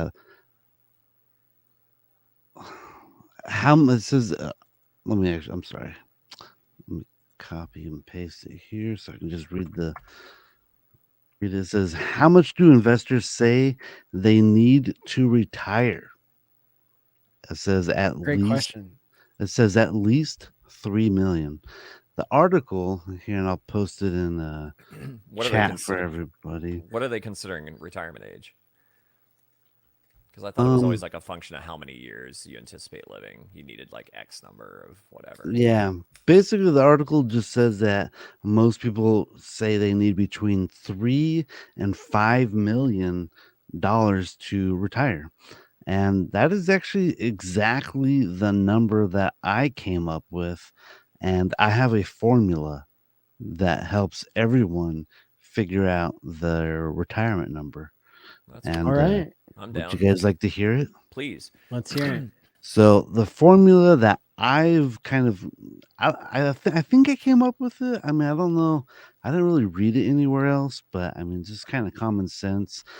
Basically, I just kind of go, how much money do I need for the rest of my life? Right. And so what I do is I think about, I go, okay, well, what if I live to 100 years old? And all I do is I subtract my current age from 100 years old. So, I'm pretty close to 40. So let's just say 40 minus 100. And that leaves us with 60 more years Yep. to go, right? So I'm doing the math now. 60 times 12. You times it by 12 because that's how many months there are. So that means I got 720 months until I'm 100 years old. I got 720 months to make an impression on this planet. All right. It's also another thing to kind of think about, kind of keeps you grounded and kind of makes you appreciate life a little bit more. You're like, man, 720 months. Yeah, I like what you're talking about there. What was that? I like what you're talking about there. Yeah. And kind of lights a fire under your butt, I think. And so you just take that 720 months and you just multiply it by a monthly income. How much money do you want or need every month? And let's just say $5,000 a month. Currently seems like a pretty reasonable rate. I don't know what you live in California. Yeah, right. That's what I was just thinking. Yeah. And I don't know. So that would vary a lot. Like I used to the people I met with every day when I was a substance abuse counselor were living off $15,000 a year. Yes. Okay. Yeah. So that's pretty extreme poverty, but so there's a huge range for what people can live on, but got it. California. And I like how you're explaining this equation. Mm-hmm. Yep. Yeah. A couple things to think about though, when you do that, Briz, life expectancy is going up. Or has gone up quite a bit. And anyways, when people make those types of estimates, usually they think they're not going to be around as long as they probably will be. Well, that's why I did to 100 years old. 100, yeah. So that's good. And then the other side of it, a lot of people use the rule of 25, which is basically multiply your number of what you think you need yearly by 25. Whoa. And that equals a very big number for most people. But Can you say that formula one more time? Yeah, multiply what you need, what you think your expenses are per year by 25. Oh, wow. Now this gives you the other end. You gave a number that when you get to 100, you have 0 left. The rule of 25 is that if you were to have 25 times whatever that number is in capital invested, that with a 4% withdrawal rate, you would never run out. Gotcha. And so at the end, you'd have a big pile. So it depends. A lot of people have different goals, right? I mean, some people want to leave something behind to somebody and some people don't, right? Yeah, some people want the very last check to bounce. You stick it to the man. That's it. Yeah, that's the that's very last one. That's how you win the My game. old buddy Dan, he's like, I want them to be burying me, and the very last check just bounces as I go in. So I'm not leaving nothing behind. I'm spending everything. So backing into your number, right? The 3 million, at least in the fire type movement, that kind of would indicate living off of like $120,000 a year. So the number that I actually have right here. So I have 720 months, and if I wanted a $5,000 a month income, I would end up needing $3.6 million if I wanted to retire right now. But it with the $5,000. It sounds like you're not including any appreciation or whatever that asset is, though, right? I'm just So thinking about a $5,000 a month income. right. So, and I'd like to point out here too that not everybody knows ChrispyMan came on one of my first streams I ever did and talked about the topic of FIRE, financial independence, retire early. So I love that we're having this organic talk where Brisology is bringing up something and he's been like creating alpha around for himself like Very this good. week. And ChrispyMan, he's been studying the topic for years actually. Yeah. So what else can we learn about retirement? It's painfully boring. Well, I'll tell you the first Inflation. thing. I'll tell you the first thing, right? So as Briz and I were just talking about this, right? So Briz, one of the, hey, I don't know if I'm not going to show the logo, but I happen to be wearing a T-shirt of a very famous band. I'm on fire. Like, I don't know if you guys can Is that see AC/DC? Yeah, that's awesome. fire. Yeah, so this is something that I've been talking about a lot with people on the side anyways.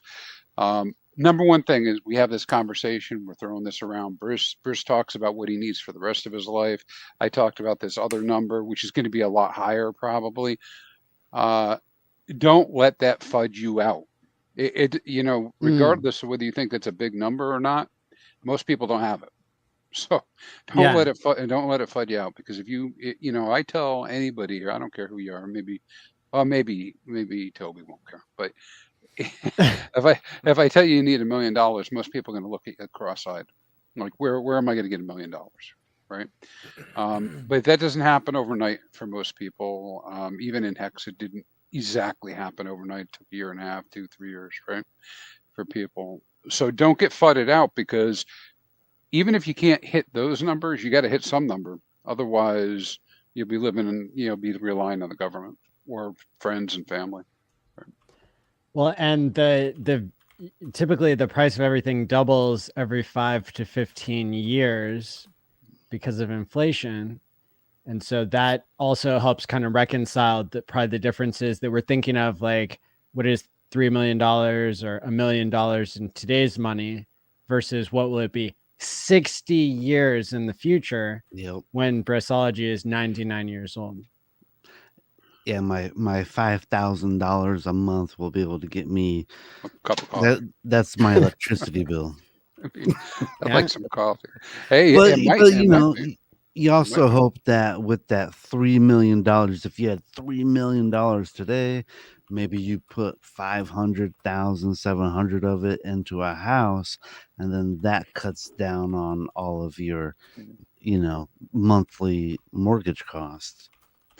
Yeah. Well, another common thing that people do, which actually has great confluence with what you were talking about, Maddie, when we talk about, sudden wealth syndrome, is this. When people go through like normal retirement, they usually underestimate what they need at first because they spend like demons, right?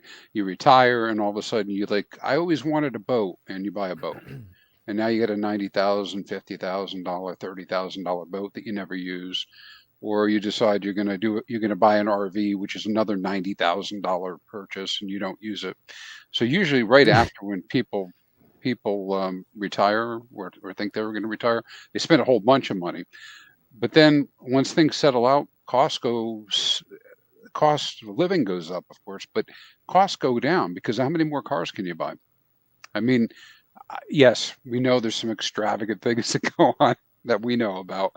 That's like saying how many more pocketbooks can you have? But, at some point, for most people, they don't need to keep rebuying houses and rebuying cars and rebuying tons of stuff. So there's a little bit of planning that goes into it. But again, the first thing I'd say is don't fudge yourself out. Save something, Yeah, and something to add, just and it was as surprising to me as anyone that I was retired at 50. I'm 51 now, and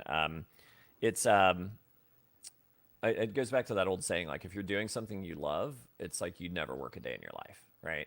So, so that's kind of what I'm doing now. It's like there's something that I've got a big passion about, and I'm trying to get lined up to do that, and taking a little time for myself and my family in this first year that I'm off. But that's the thing too. It's like if you're fortunate enough to have enough money, quote unquote, to be able to retire, that doesn't mean to become sedentary and turn into like a pile of mush physically and mentally. It's like my tax attorney was telling me, because I was talking to him early on, like when we were in that first bull run, and I had these philanthropic ideas, like, man, it's like this could potentially be like this crazy amount of money at some point, blah, blah, blah. And he goes, it's so great that you're thinking about that already, because he has many 100 millionaire plus clients, professional athletes, doctors, whatever. And he was surprised at how many of them are horribly depressed people, and that they do that very thing that you were talking about, Crispy. It's like they go buy all the boy toys and they do that kind of stuff. They don't maintain their relationships with people that they had, or some relationships were really all based around work, so they didn't really have strong relationships with those people to begin with. They have a tremendous amount of wealth, so maybe they don't really relate to people that they grew up with anymore. So they become kind of isolated, and they're not really focused on anything that challenges them mentally or physically, and they become horribly depressed. And some of these people with gobs of money end up killing themselves, which seems insane, because you think like, oh my God, they can do anything they want, but it's about relationships, and it's about having passion and having purpose, and like something that that gives your life meaning. It's not just about like, let me get this number, and then once I get to that number, then everything's easier, because that's not how, that's, in my experience, that's not how it works. It's like you gotta find a way to keep your brain active and engaged, and continuing to foster good relationships and those things. And here's like the amazing part kind of about HEX, I believe, is that we're talking about, all right, you need $3 to $5 million to retire. I'm talking about, I want a $5,000 a month income. Here's the deal about HEX, is that HEX right now makes a little under 1% on your principal per month. So that means if you have $100,000 locked up, you're going to be making a little less than $1,000 a month if you're just doing a 30-day stake. So to get that same $5,000 a month income, you don't need $3.5 million. You can do it with $500,000 at the current rates. Sure. And if the price, doesn't go down. It's just something to think about. It's like, hey, how many TShares to retire? I just keep thinking about it. It's like $100,000 gets you about $1,000 passive income on a 30-day stake. A little bit less. It's like closer to like 900, probably 920. Dude, that's what's up. Yeah. So it's like, hey, you could retire with $500,000 now. You don't need 3.5 million. Depends what the price of HEX is at that point, says Hex Sean. And if HEX doubles, guess what? You're double retired. Yeah. Hey, check this out. Something else that I feel like I need to claim more credit for, even though it was really Bree was the child of take credit. The spreadsheet. Well, Bree originated it, and then Juan helped with predictive elements, and then this is all your streamlined idea. it. But there was a spreadsheet that was going around the HEX community early on, way back during the adoption amplifier, that really opened my eyes to what was possible with the power of TShares over time. And then we discussed webifying it. Kay was one of the people that we talked to about it. We couldn't come to a consensus with Bree and Juan and I of how to do it, so we kind of backburned it. And Kay, God bless him, he ran with it, and he came up with StakeHex.today. So taking the numbers that that Briz was just talking about, I put $100,000 in there for 5555 and did 60 stakes, so approximately 4 stakes a year, so quarterly staking. And what I did is I left the HEX payout per T-share all the way out to the middle of 2026 at 7.8 HEX per T-share per day. How conservative of you. Very conservative, and peaking at 14.4 in late 2028. I also put a price target at the end of 2024 of 91 cents, and then it flattens out at $1.13 and never goes higher. with That would particular- keep you your hair barely. But check barely. this out. Right? But check this out. So that would yield you $7.7 million. And you would have, starting with your first stake ending in 2023. What's yielding me $7 million? 100,000 hex across 60 stakes over 15 years, with the price never going above $1.13. Dude, Power TShares, man. Sounds really good, man. man. It seems insane, but that's what's so great about this website is like it's just easier access to play around with these figures to see kind of what's possible and how that simulated compounding interest functions. The AI editor / SEC correspondent is saying that we need to dial that down. Yeah. I mean, this is all just possible. But dude, it's like saying Bitcoin could be $70,000 one day when it was a penny. Like if we just back this stuff up with facts, it's kind of hard. It's kind of hard to say it's a misleading statement because do you think HEX is designed with better game theory than Bitcoin? Right. And $1. That's for each person to decide. Each person can decide that. $1 from here is only a 20x. I mean, there's cryptos that do crazy beyond that all the time. There's many cryptos that have more than 1 million users in them. My prediction is HEX will do 100x from the local bottom in the next bull run. So that's 1.7 cents to $1.70.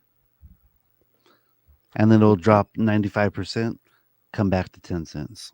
I like that Tobiwan is taking credit for StakeHex today because it's a badass website. And I would like to take credit now for tweeting 1.7 cents. Okay. And look, I literally bottom, right? I literally share my alpha. I share my alpha every day. And there's only 995 people who actually go on my Telegram, and not everybody even looks at it. So that's fine with me. Okay. It's fine if you don't want my alpha where I called 1.7 cents.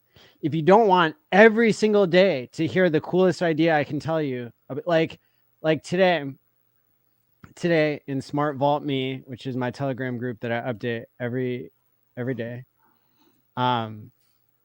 Did you guys know that there has been a 24-hour voice chat going for like 13 months straight? No. And it's like, I did not know that. Security experts and like people who are like just literally there around the clock to provide like pretty like, what I would consider trusted customer support. I mean, there's like, maybe Apple has that, but like Facebook doesn't have that. Google doesn't have that. Like HEX has that. PulseChain has that. And so if you're not following, like I was actually super unaware of this. And that's what I'm saying is like the people who are in my Telegram, they know about this and they know about lots of stuff that I don't even think to talk about on the show because I'm just doing it every day when I find the nugget for the day of alpha. So it's on Twitter. It's called HEX All Day. That's the handle. Is like that's the at HEX All Day has been doing these, and I got the feeling that we might like team up with these guys at some point. Maybe do an episode together or something because they're just so knowledgeable and so cool. And there's a lot of people will remember there was a time when PulseChain was first announced that there was a PulseChain Telegram chat that was going 24/7, and lots of people just liked listening. They don't even have to say anything. It like solves their boredom and loneliness. And when we're talking about like retiring and we're talking about like how our community is unique and poised to do unique things is because of people like that are out there. Like I'm an expert in HEX and I didn't even realize this was going on. So how cool is that? Yeah, that is pretty cool. Yes, indeed.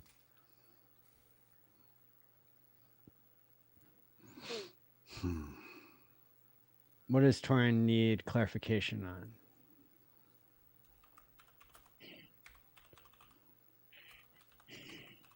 $100K hex or $100,000?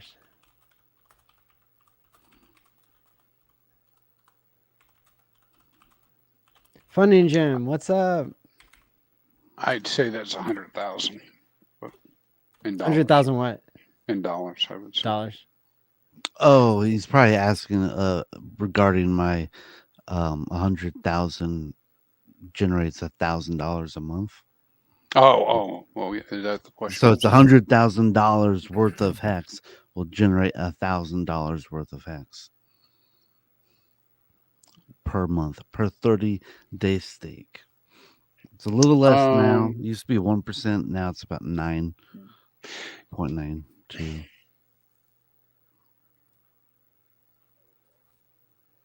I'm gonna drop this Twitter Spaces, and people, use Twitter Spaces responsibly, please.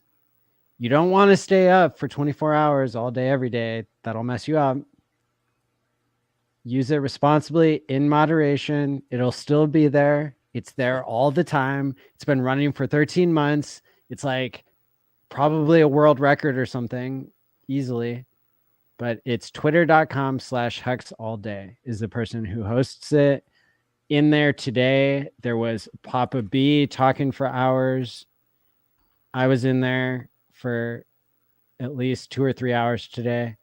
Jim Rat Crypto, Funding Jim.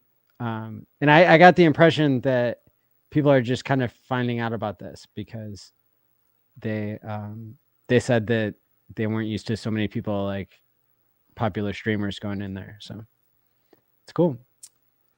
I was aware of them. I just popped on their Twitter to check it out, and it's like I just didn't know it was going like nonstop. That's crazy. And yeah, I had no clue.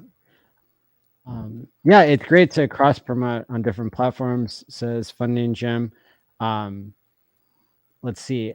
I missed Jerry wants to know the best place to look at the number of hex holders, and I can tell you with certainty that it's hexdailystats.com. And what it'll do there at hexdailystats.com is it'll show you the current number of hex holders, the current number of TShare accounts. I mean, these are holders is the same as accounts in this case, addresses. And then it'll also show you like the number of hex holders that the number of addresses that ever held hex, not just the ones that currently do. So you'll have at least 3 statistics there that you can go back every single day for every day hexes existed. You can go back and see what those numbers were. Hey, Briz, not to question you, but I just out of curiosity, I went and tested out that $100,000 worth of hex staked for 30 days. And at the current, at a price of 6 cents and a 6 hex per day per T-share payout, it currently works out to about $700 a month. But still, not bad. Here, so I'm on the website. So the way I do is I type in 100,000 hex. Oh, 100,000 hex. Okay. I mean, still $100,000, 100,000 hex. It's all the same. And you just type in. Is it? It's going to give you the same math. Well, Brisology is mentally valuing hex at $1 per hex, which is, I think, what a lot of hexicans actually do. I think hexologists may have started that or something, but yeah, I mean, it's like that's so I mean, Tobiwan's laughing, but a lot of us, like, that's one of our hodl strategies is like tell yourself it's worth $1 per hex. I'm good with that. I mean, taking $100,000. And if Brisology is not going to sell his hex for anything less than $1, he doesn't have to say, and that's not appropriate. But the point is that if there are hypothetical people out there who are not going to sell this batch of their liquid hex until $1, that, that's what it's worth to them. Good perspective. Yeah. Good perspective. Yeah, scrolling over on Hex Daily Stats is where you see all of the best statistics. Total holders is up today to over 500,000 now, up 366 from yesterday. And I saw I think Sami was reporting on Gerardo's look into hex.com that actually showed an analysis of how much hex is being held liquid now compared to previous points in time, broken out by number of addresses, and you can see some really interesting patterns there. So I'd recommend people taking a look at that. I mean, and what you can see there is that people are holding more liquid hex now than they were in the past. In some regards. Is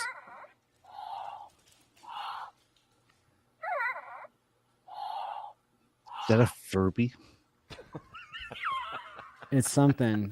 We're gonna That's avoid the copyright strikes here, though, because that's little probably sidekick. super copyrighted. Probably. If you're enjoying the stream, hit the like and subscribe button. Leave a comment if you're watching on the replay. The numbers have been off the charts in terms of viewership recently, and I think it's because people are excited about PulseChain and about the hex price appreciation. ChrispyMan, back to you. I think it's Briz being added to the regular lineup, personally. Yeah. Hey, it might be helpful if I can share my screen for a few minutes. Absolutely. Because that's another main attraction that we have here for the show is that you are always blowing our minds with your analysis. Yes. So let's throw this up here. I mean, when you guys can see this. Got it. I can see it. So it should be changing over to Hexfire. I went from that main page. So let me load this up. What I'm going to do is pull up one of the advanced analytics we have, because it kind of goes to Briz's point, and let's go see what's been happening with ROIs. So currently, I'll just refresh you guys' memory on this, right? If you haven't seen this before, what I have are two charts. They're not charts, but two tables that are up here. And the one on the left-hand side are stakes that have ended in the last 7 days. And these are how many days they were staked and what their ROI was and what the equivalent percentage is, right? And then on the right-hand side are new stakes that have started in the last 7 days and what the estimated ROI and APY is. So what Briz was getting at was this: if you go for 30 days, you can look and see. I don't have one that actually ended in the last 7 days, so I'll change this in a second. But a projected future one is going to run 9.3%. Cool. Right at this time. Right. Very specific. So you could do, Briz, like what you're talking about, that would be the case. Now that would be at an APY, right? So the ROI, and I think this is where you were coming close to those numbers, is that 0.766 is the actual return on investment, which would be 7,660 hex per 100,000, if that was the case. And then because this isn't exactly exact, I can pick some other days. So I have a 29-day stake that had just ended, and you can see the very close percentages, right? Yeah, actually, I was just kind of redoing the math right now, and it seems like the APY has gone down a bit, and seems to be about 7% for a 30-day stake, and that's where you get that. Because I'm getting. But you're using stakehex.today, and ChrispyMan's actually using data off the blockchain, right? No, I'm just using gohex.com and a calculator. Oh, cool. Yep. Okay, so you're both.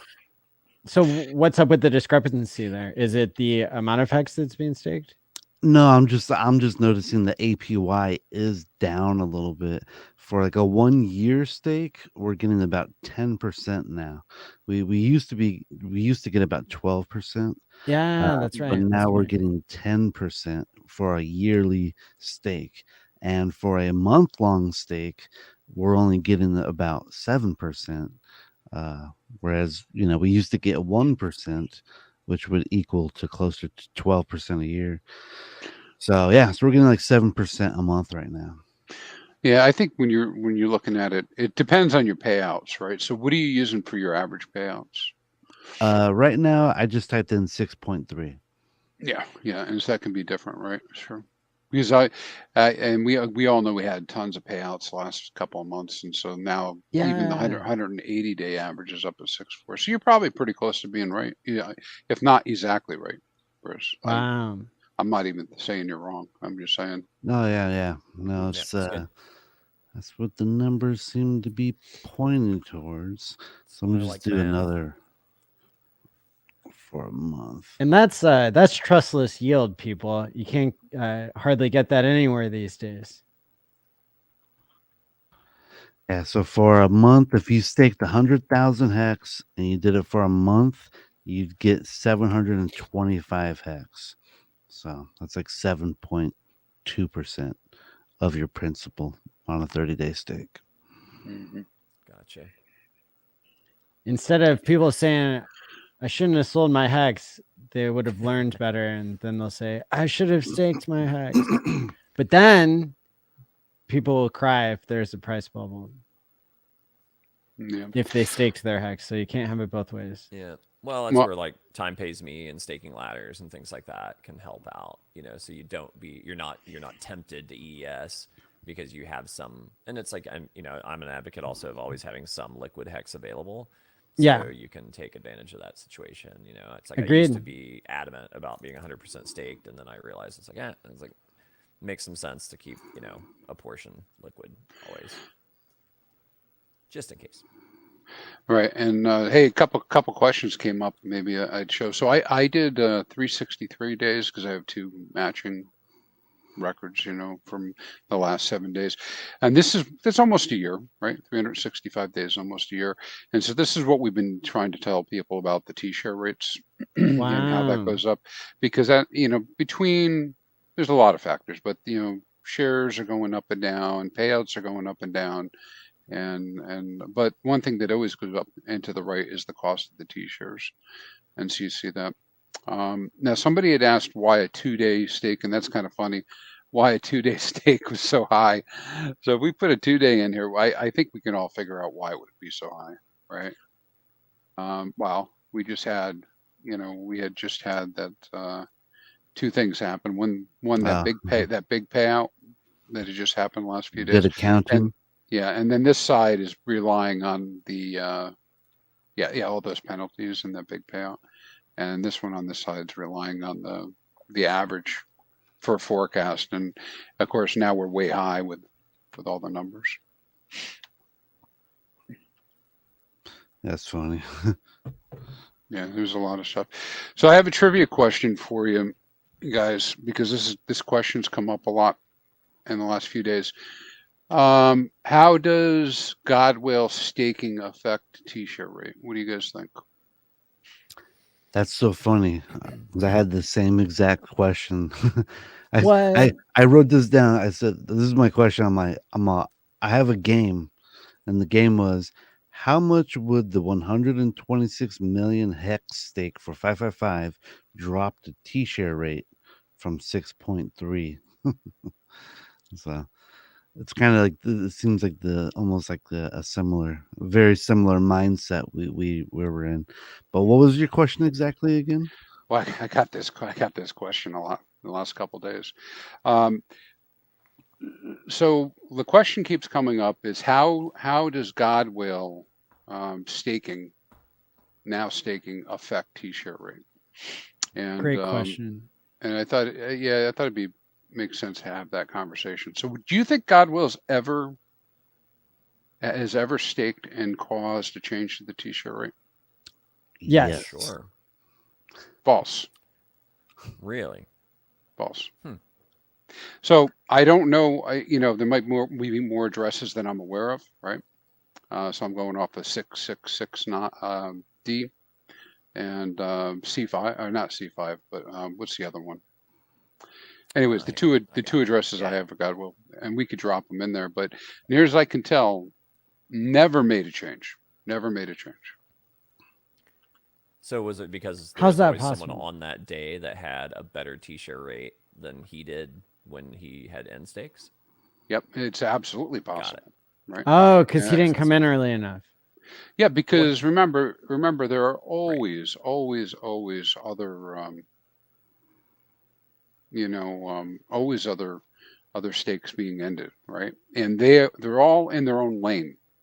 They only converge when it's time to change the T-share rate, when the calculation's done. That's the only time it gets changed. So the system doesn't know that Godwell's there or how much it is. So I thought a couple of stats you guys might like, which I'll bring up into maybe. Well, that's not probably the best way to do it.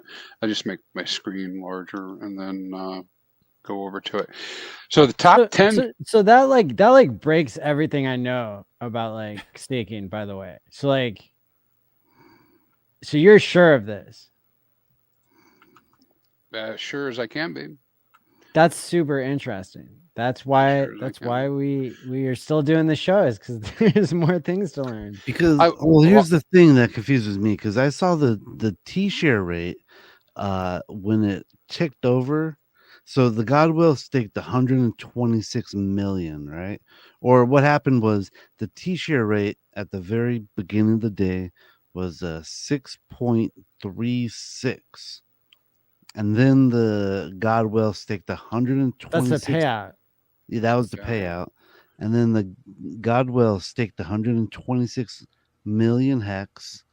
And then the T-share rate dropped from 6.36 to 6.33. You're saying the payout. So you're talking about dropped. the payout. The payout dropped. Yeah. Are we talking about something else? Yeah, he's talking about the T-share price. Oh, my bad. That ratchets up based I'm on a the very best bad ROI. listener. I'm sorry. Well, they're both No, valid. that's I mean, right. I think they're both interesting questions, though. So yes. Yeah. So so it was just kind of interesting because I hear a lot of people talking about it and saying, "Hey, listen, this is what's going on, right? Is the Godwill's now going to change this."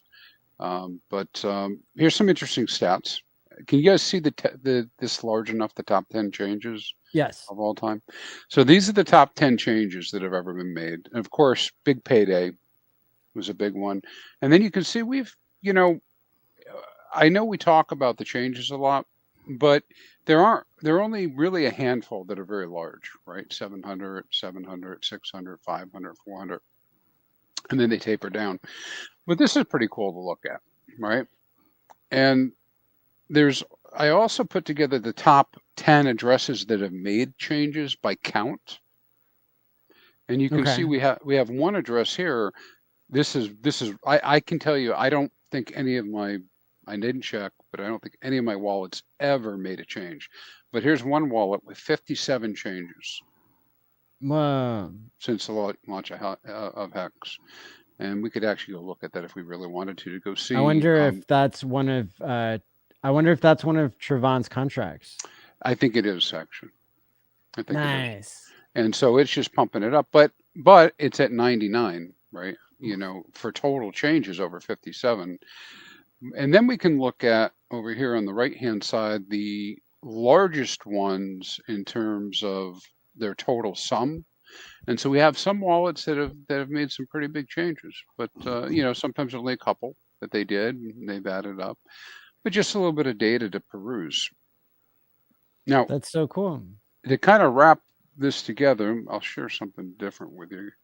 This is a little bit fun, right? Because now people said, "Wow, this Godwill stake, right? So never say never."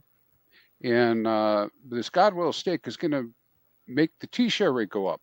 And I was like, I don't know about that. I don't know. Right. And I was on the verge of saying, no way. It's not going to do it. But sure as hell. Right. Are they talking about the end stake or the new restake? No, the new one that he just did for 30 days. Okay. So if I bring this up large enough that we can see it, let me move over a little bit. Can you guys see that 3.5 billion here? You're not sharing your screen. Oh, yeah, did it not come across? Oh, yeah. Maddie, can you pop it up? I'm sorry. Yeah. I didn't see. All right. Can you guys see that yellow in the middle? Yeah. All right. So these are the upcoming changes by wallet. Now, remember, the wallets, these numbers can change day by day, right? So this guy that has 568 hex staked, he may not end, right? And so if he doesn't end, then the next one that comes up with a higher number will be the one that actually makes the change. Okay. But this is what I'm expecting to see over the next few weeks, right? In terms of the number go up, up, up, because that's what it does. It goes up every day, sometimes many times a day. And there are some days where there's gaps, like you may not have a stake that ends. It's going to do it. But sure enough, God will stake that he had done for 3.5 billion with a B, will likely result in a change. Wow! Congratulations! More history being made. So he's going to increase the share rate by almost 1%. No, he's going to increase it by 1 hex. 13.2 hex. 13 hex. All right. Hex.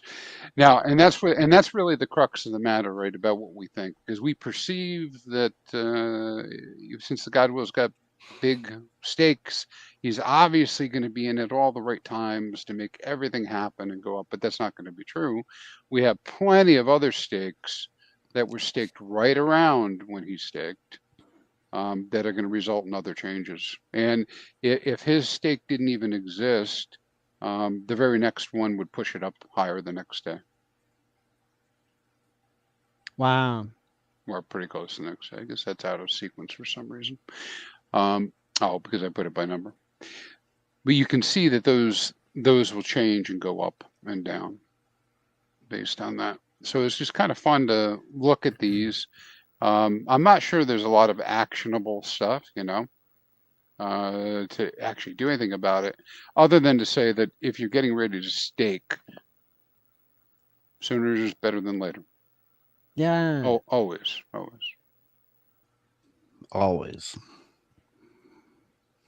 Wow, that's so cool.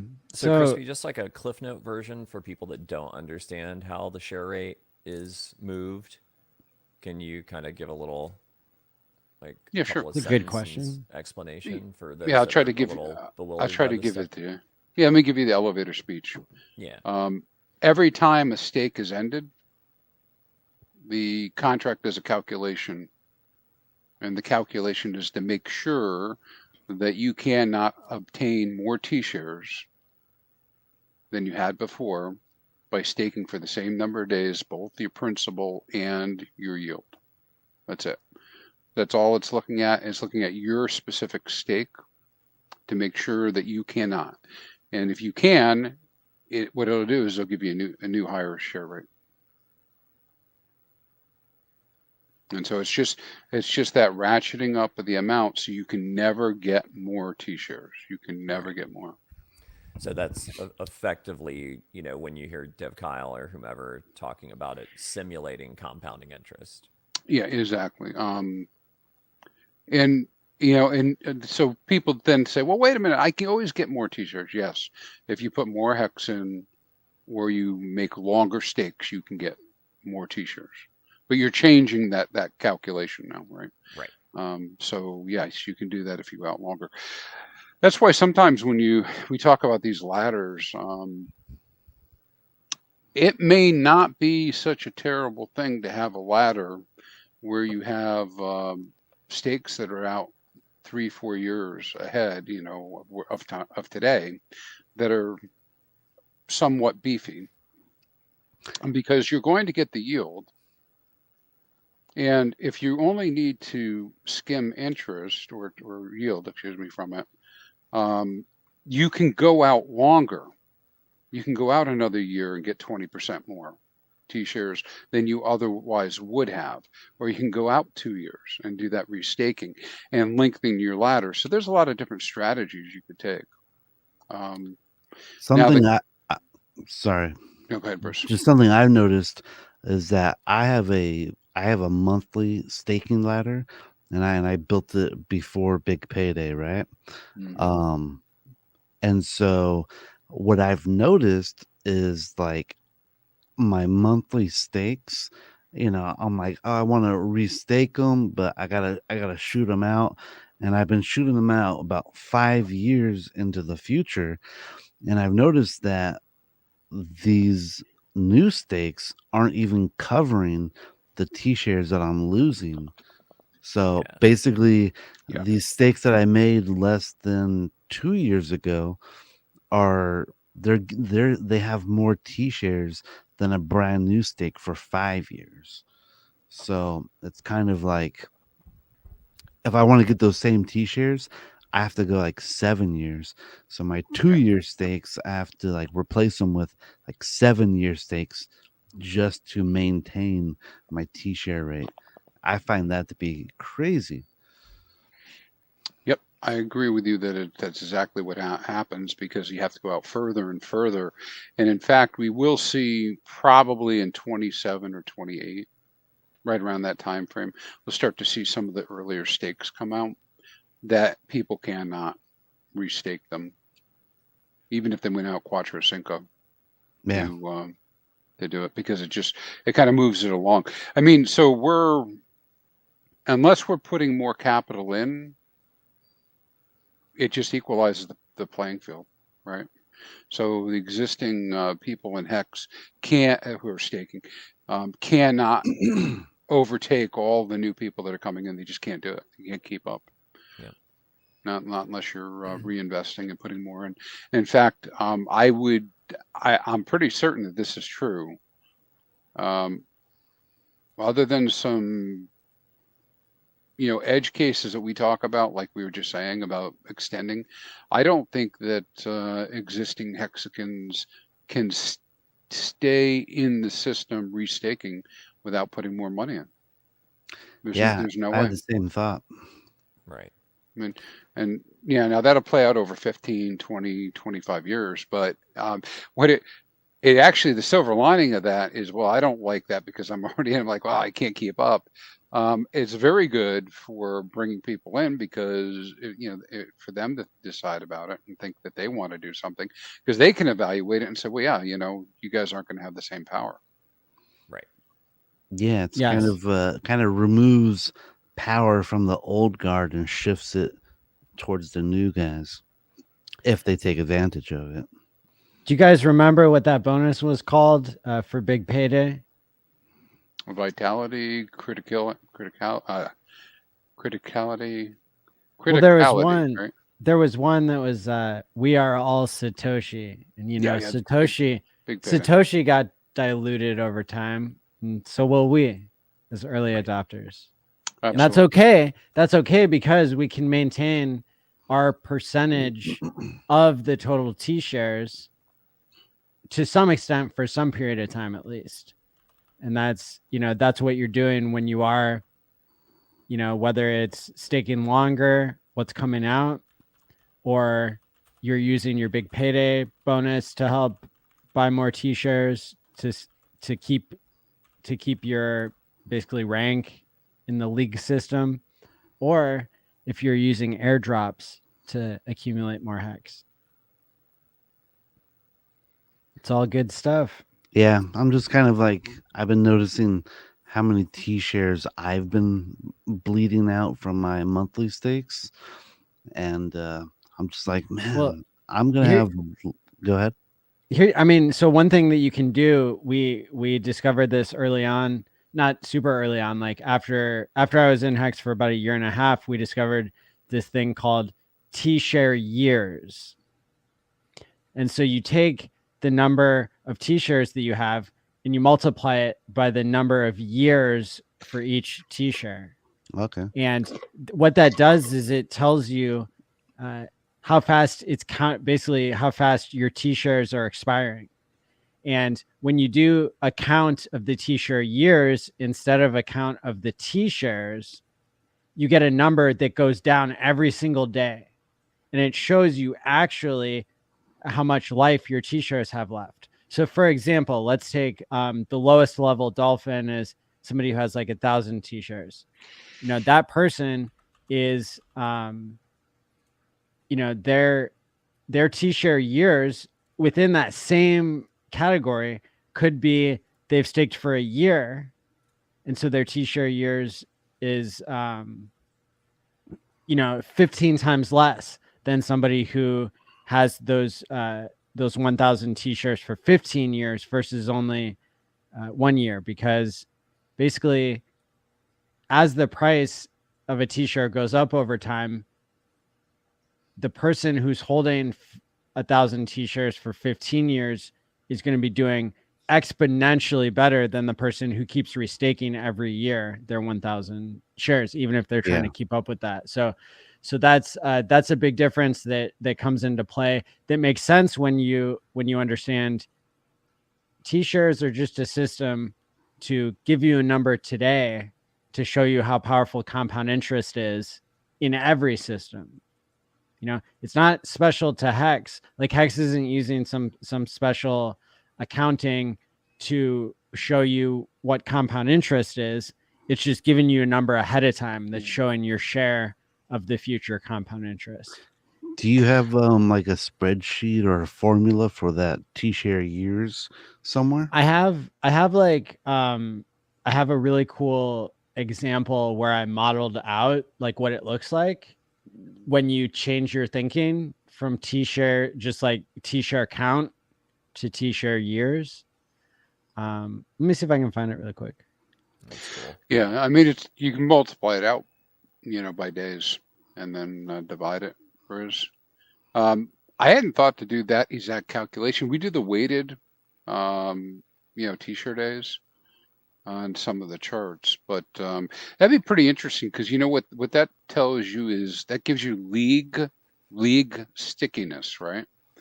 Because that is something that I kind of looked at too. Like, you could be a dolphin today, but you may not be a dolphin in a year. But then the next guy would be a dolphin in 5 years still, And so all these positions are not equal, because as you and I are experiencing, right?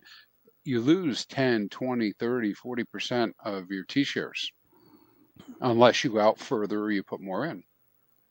Right. Every stake's different. Right. Well, and another factor in that too is that over time, just because of the economic energy involved, I mean, isn't the total number of T-shares deflationary? Yes. Right. Maybe. Well, the maximum total sure is deflationary, right? Right. Yes. But the reason I answered that way, Maddie, is T-shares are deflationary, but that doesn't mean they don't go up. Yeah, they go up in price, but they go up in total number too.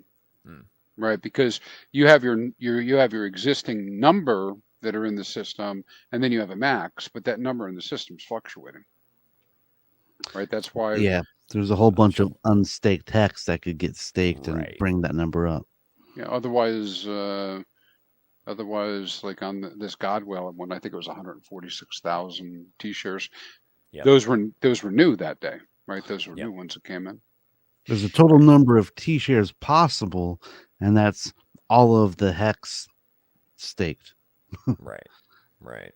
Yeah, because I was just thinking how complicated that would be 555 to factor, when you have that other parameter, that's unknowable, just because you don't know how many will ultimately be staked over time. Yeah, exactly. Yeah, I'd like to play with that T-share years calculation, because the last time I checked, I had over 200 different stakes, and so I'll just kind of like. Well, you can also take, like, if you know your average stake length, you can calculate it, I think. Yeah, we could put something together for you really quick, anyways, Bruce, and just you drop your address in, and then it gives you that calculation. Maybe even rank you against all the wallets that are out there, because that's what we do with the T-shares now, is we rank based on that.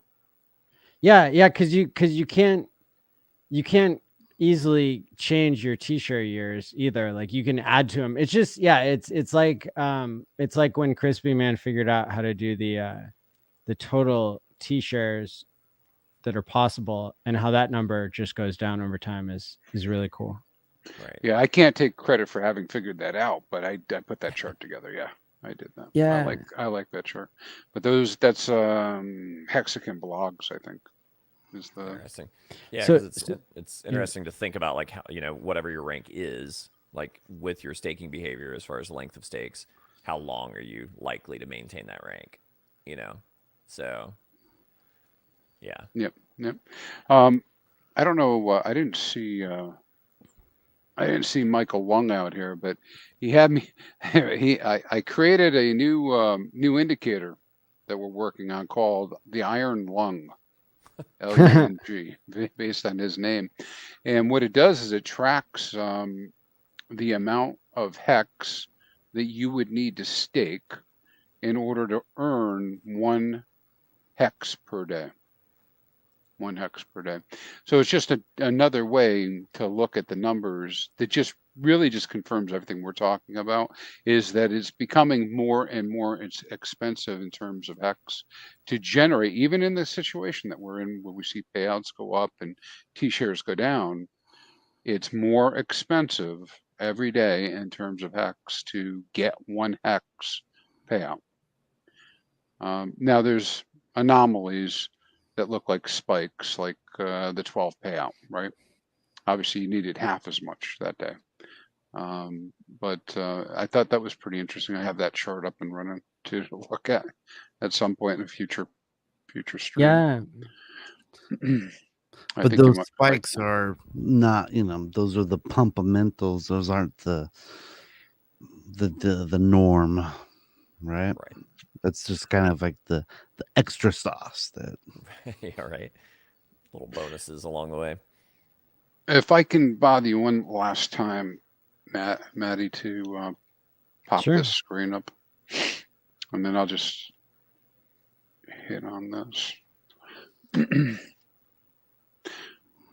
So, Briz, I made this for you. I thought you'd like this. You see the treasure? You made it for me? You see the treasure chest at the bottom? Yeah. Yeah. I got to get a picture of RG or something. Yeah. So when I open up the chest, I can pull up my little. Right now, I just have a top-hatted skeleton. Nice. I'm pulling up there. The other thing I told Maddie I was going to do.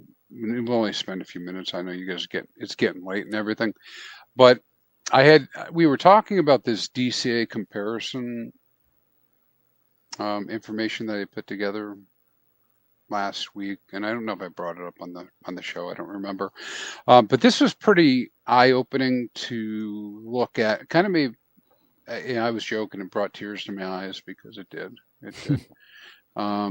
Because I certainly could have been DCAing $50 a week since the beginning of HEX, and now I can't go back in time and do it.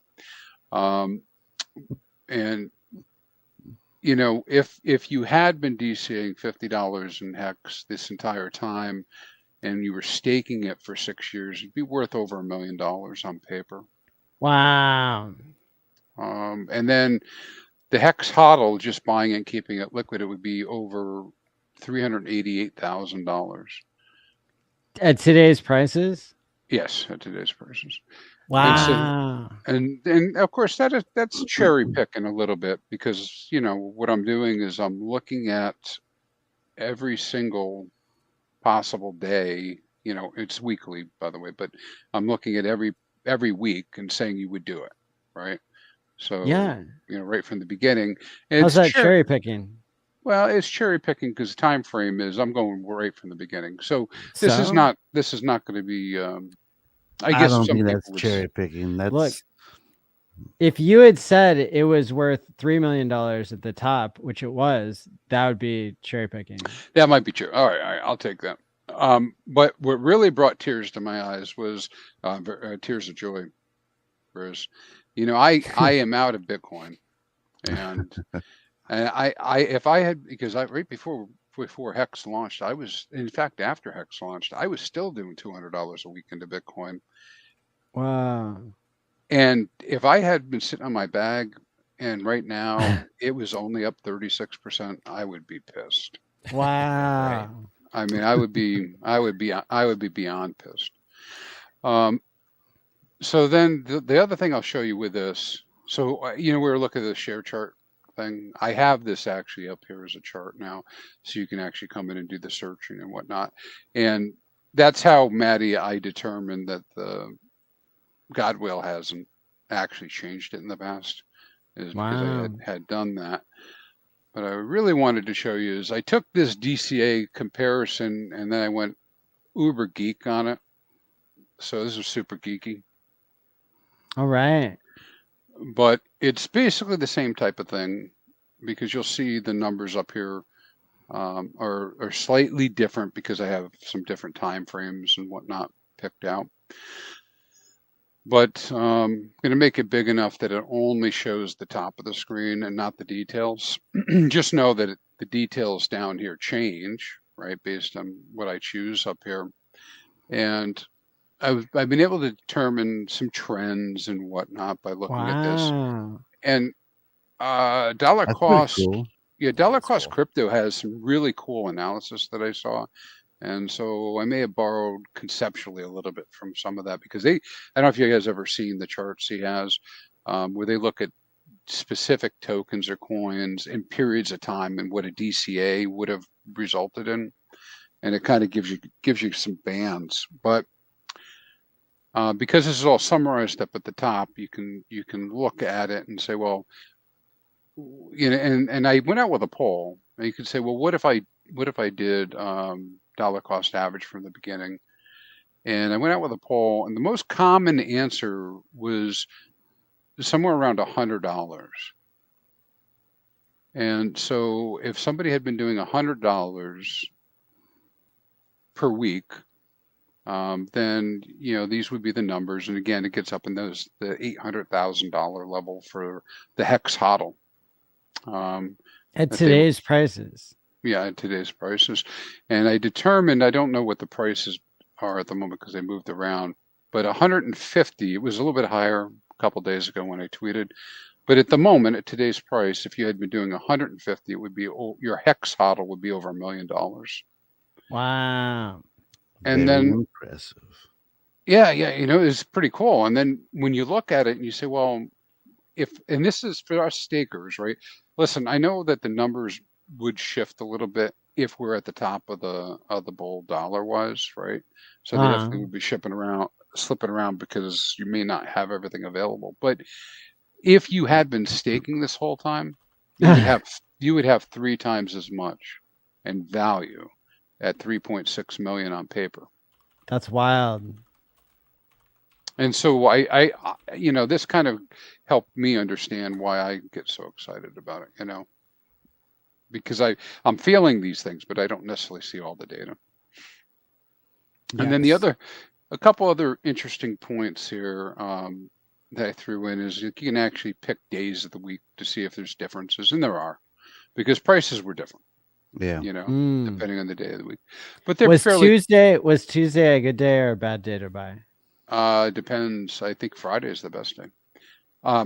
Historically, not necessarily. But the show's historically on Tuesday. So is that good or bad for? Well, I'm on Tuesday right now, and it's Okay. 1.1. But if I go to Friday, it's 1.2. So Friday, we ruined it by hyping up Tuesdays. Yeah, Friday, you did. We just gave people enough to think about, and then like by Friday is when they're ready to make their move. I'm joking, SEC. We're gonna go look at that too. So you could come in here by week and do it, or you could say, hey, what is the day of the month historically that's the best? So you could pick different days and just see, you know, what a HODL would have done. And of course, the numbers are smaller as far as what you're putting in, because you're not doing as many days, right? It's because if it's the 14th of the month every month, there's only so many months, and so there's only 39 periods. Or you could say a lot of people work off of the first, if you're government worker, and then if they're putting in the 15th, right? If they're putting in like $100 a week still on a monthly basis, then that would go up too. Yeah, and yeah, it could change it. So I think in the future would be to try to come up with a calculator where people could put in their own numbers, like kind of like what we do with. And check that out right there. If you would have done that, put in that 150 twice a week, you'd have 500,000. Or twice a month. This is twice a month. My bad. That's what I meant. Twice a month, you'd have $500,000 in value. Boom. And guess what? You start staking that every 30 days, you're making your 7% a month on your principal. You're right. But you know, Boom. what would you say to people though, without giving financial advice, because that's not what I mean. What would you say to people? Be like, it's too late. Nah, it's not. Well, I mean, I would tell people to look at the indicators of like what tells you whether you're early or late in HEX. I mean, is there going to be more gatekeeping or less gatekeeping in the future? It's up to the individual to decide. That's what doing your own research means. That's what it means. Well, and I mean, it's the return is the return, right? So I mean, like that's what I get so aggravated by people that think like, oh, you know, all the gains that are, you know, were to be made in HEX have already been made, and I think, you know, we've heard that from some of the younger streamers that have kind of come in and didn't really fully understand, you know, what they're talking about, quite frankly, because it's like, you know, if I'm going to get like, you know, Briz is talking about 7% APY to do a 30% or a 30-day rolling stake, which gives me plenty of options and, you know, not, you know, scaring me from having stuff locked up for too long. 7% is a pretty good return. You know what I mean? And Not too bad for 30 days in the office, right? Right. And it's like, you know, to have price appreciation on top of that, especially with what we've already weathered and likely are at the bottom of, it's crazy to me that to anyone that says that they think they missed the boat. It's like, yeah.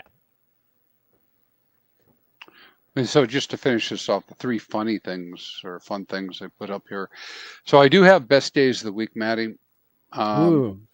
So apparently Friday, historically during this period of time, have been the best days. Now this is all public data; it's all out there. I mean, you go do it by hand. So hopefully, you know, I got it all right. But it's not me making them up. So this is just if I had gone on every Friday, and I had put $50 in, you know, which is the amount that I have selected at the top. And I had gotten that much HEX, you know, that's what I would, you know, that's what I would have gotten overall. Wow. And it's pretty large quantity in the end, and you would have averaged your price pretty good. Let's see. So the average you would have paid for HEX was 7 cents during that time? Yeah, I may have that off a little bit because it can't be exactly right. Okay. Right. Because this one is not including the staking, so I'll go check that. But I was just looking at that too because I left the price there because I wanted it to show as an average, but that may not be collecting properly because it's looking at the whole period. Yeah. Okay. Technical jargon on my side. What is correct is the amount versus the dollars. Wow. On that. Cool. The other thing I went to is I went to look at BTC, and BTC is Tuesdays, and then I believe that the same for ETH. So really well correlated. That was the Interesting. case. Best day of the month to DCA, which is a little bit different. The 31st showed up for HEX. 31st. But that's only for some reason 2019, 2020. The 31st was very strong. I believe that the 6th takes its place later on. So again, this is you got to go look at things and see what you want to do. The numbers are so very close, anyways, except for this one here, which was very high and abnormal. And the reason I say it's very high is because that was, again, way in the beginning. So this just it happens to be that there must have been some 31st of the month that really paid out very well if you had purchased HEX on those days and swapped for it. Maybe like the all-time low or something. Yeah, it just happened to be on that day. And then for the moon math people, I did look at the moon and found out that at least historically, is it made of cheese?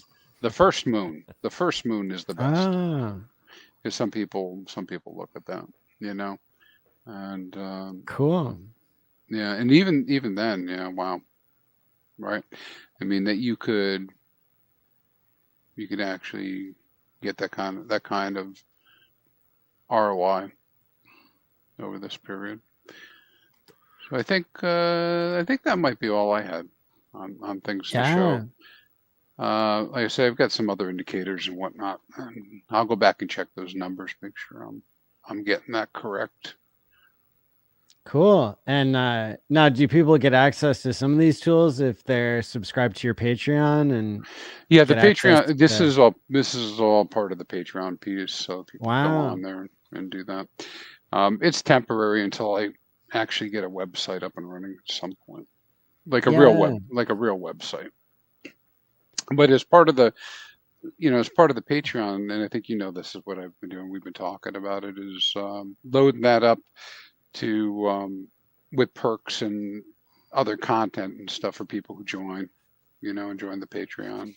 Toby's helped me out and joined, and so I don't know if you actually saw all the stuff, but I keep sending you links.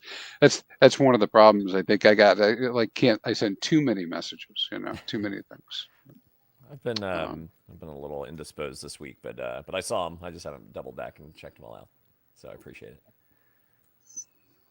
Cool. Well, that might be a good place to leave it. That you can go subscribe to all these guys on the screen in the links below, and follow them on Twitter and YouTube, and in ChrispyMan's case, Patreon. What else do you guys have to say for closing thoughts? I love all of you. I love you too, Bruce. Right back at you, Briz, Crispy, all you guys.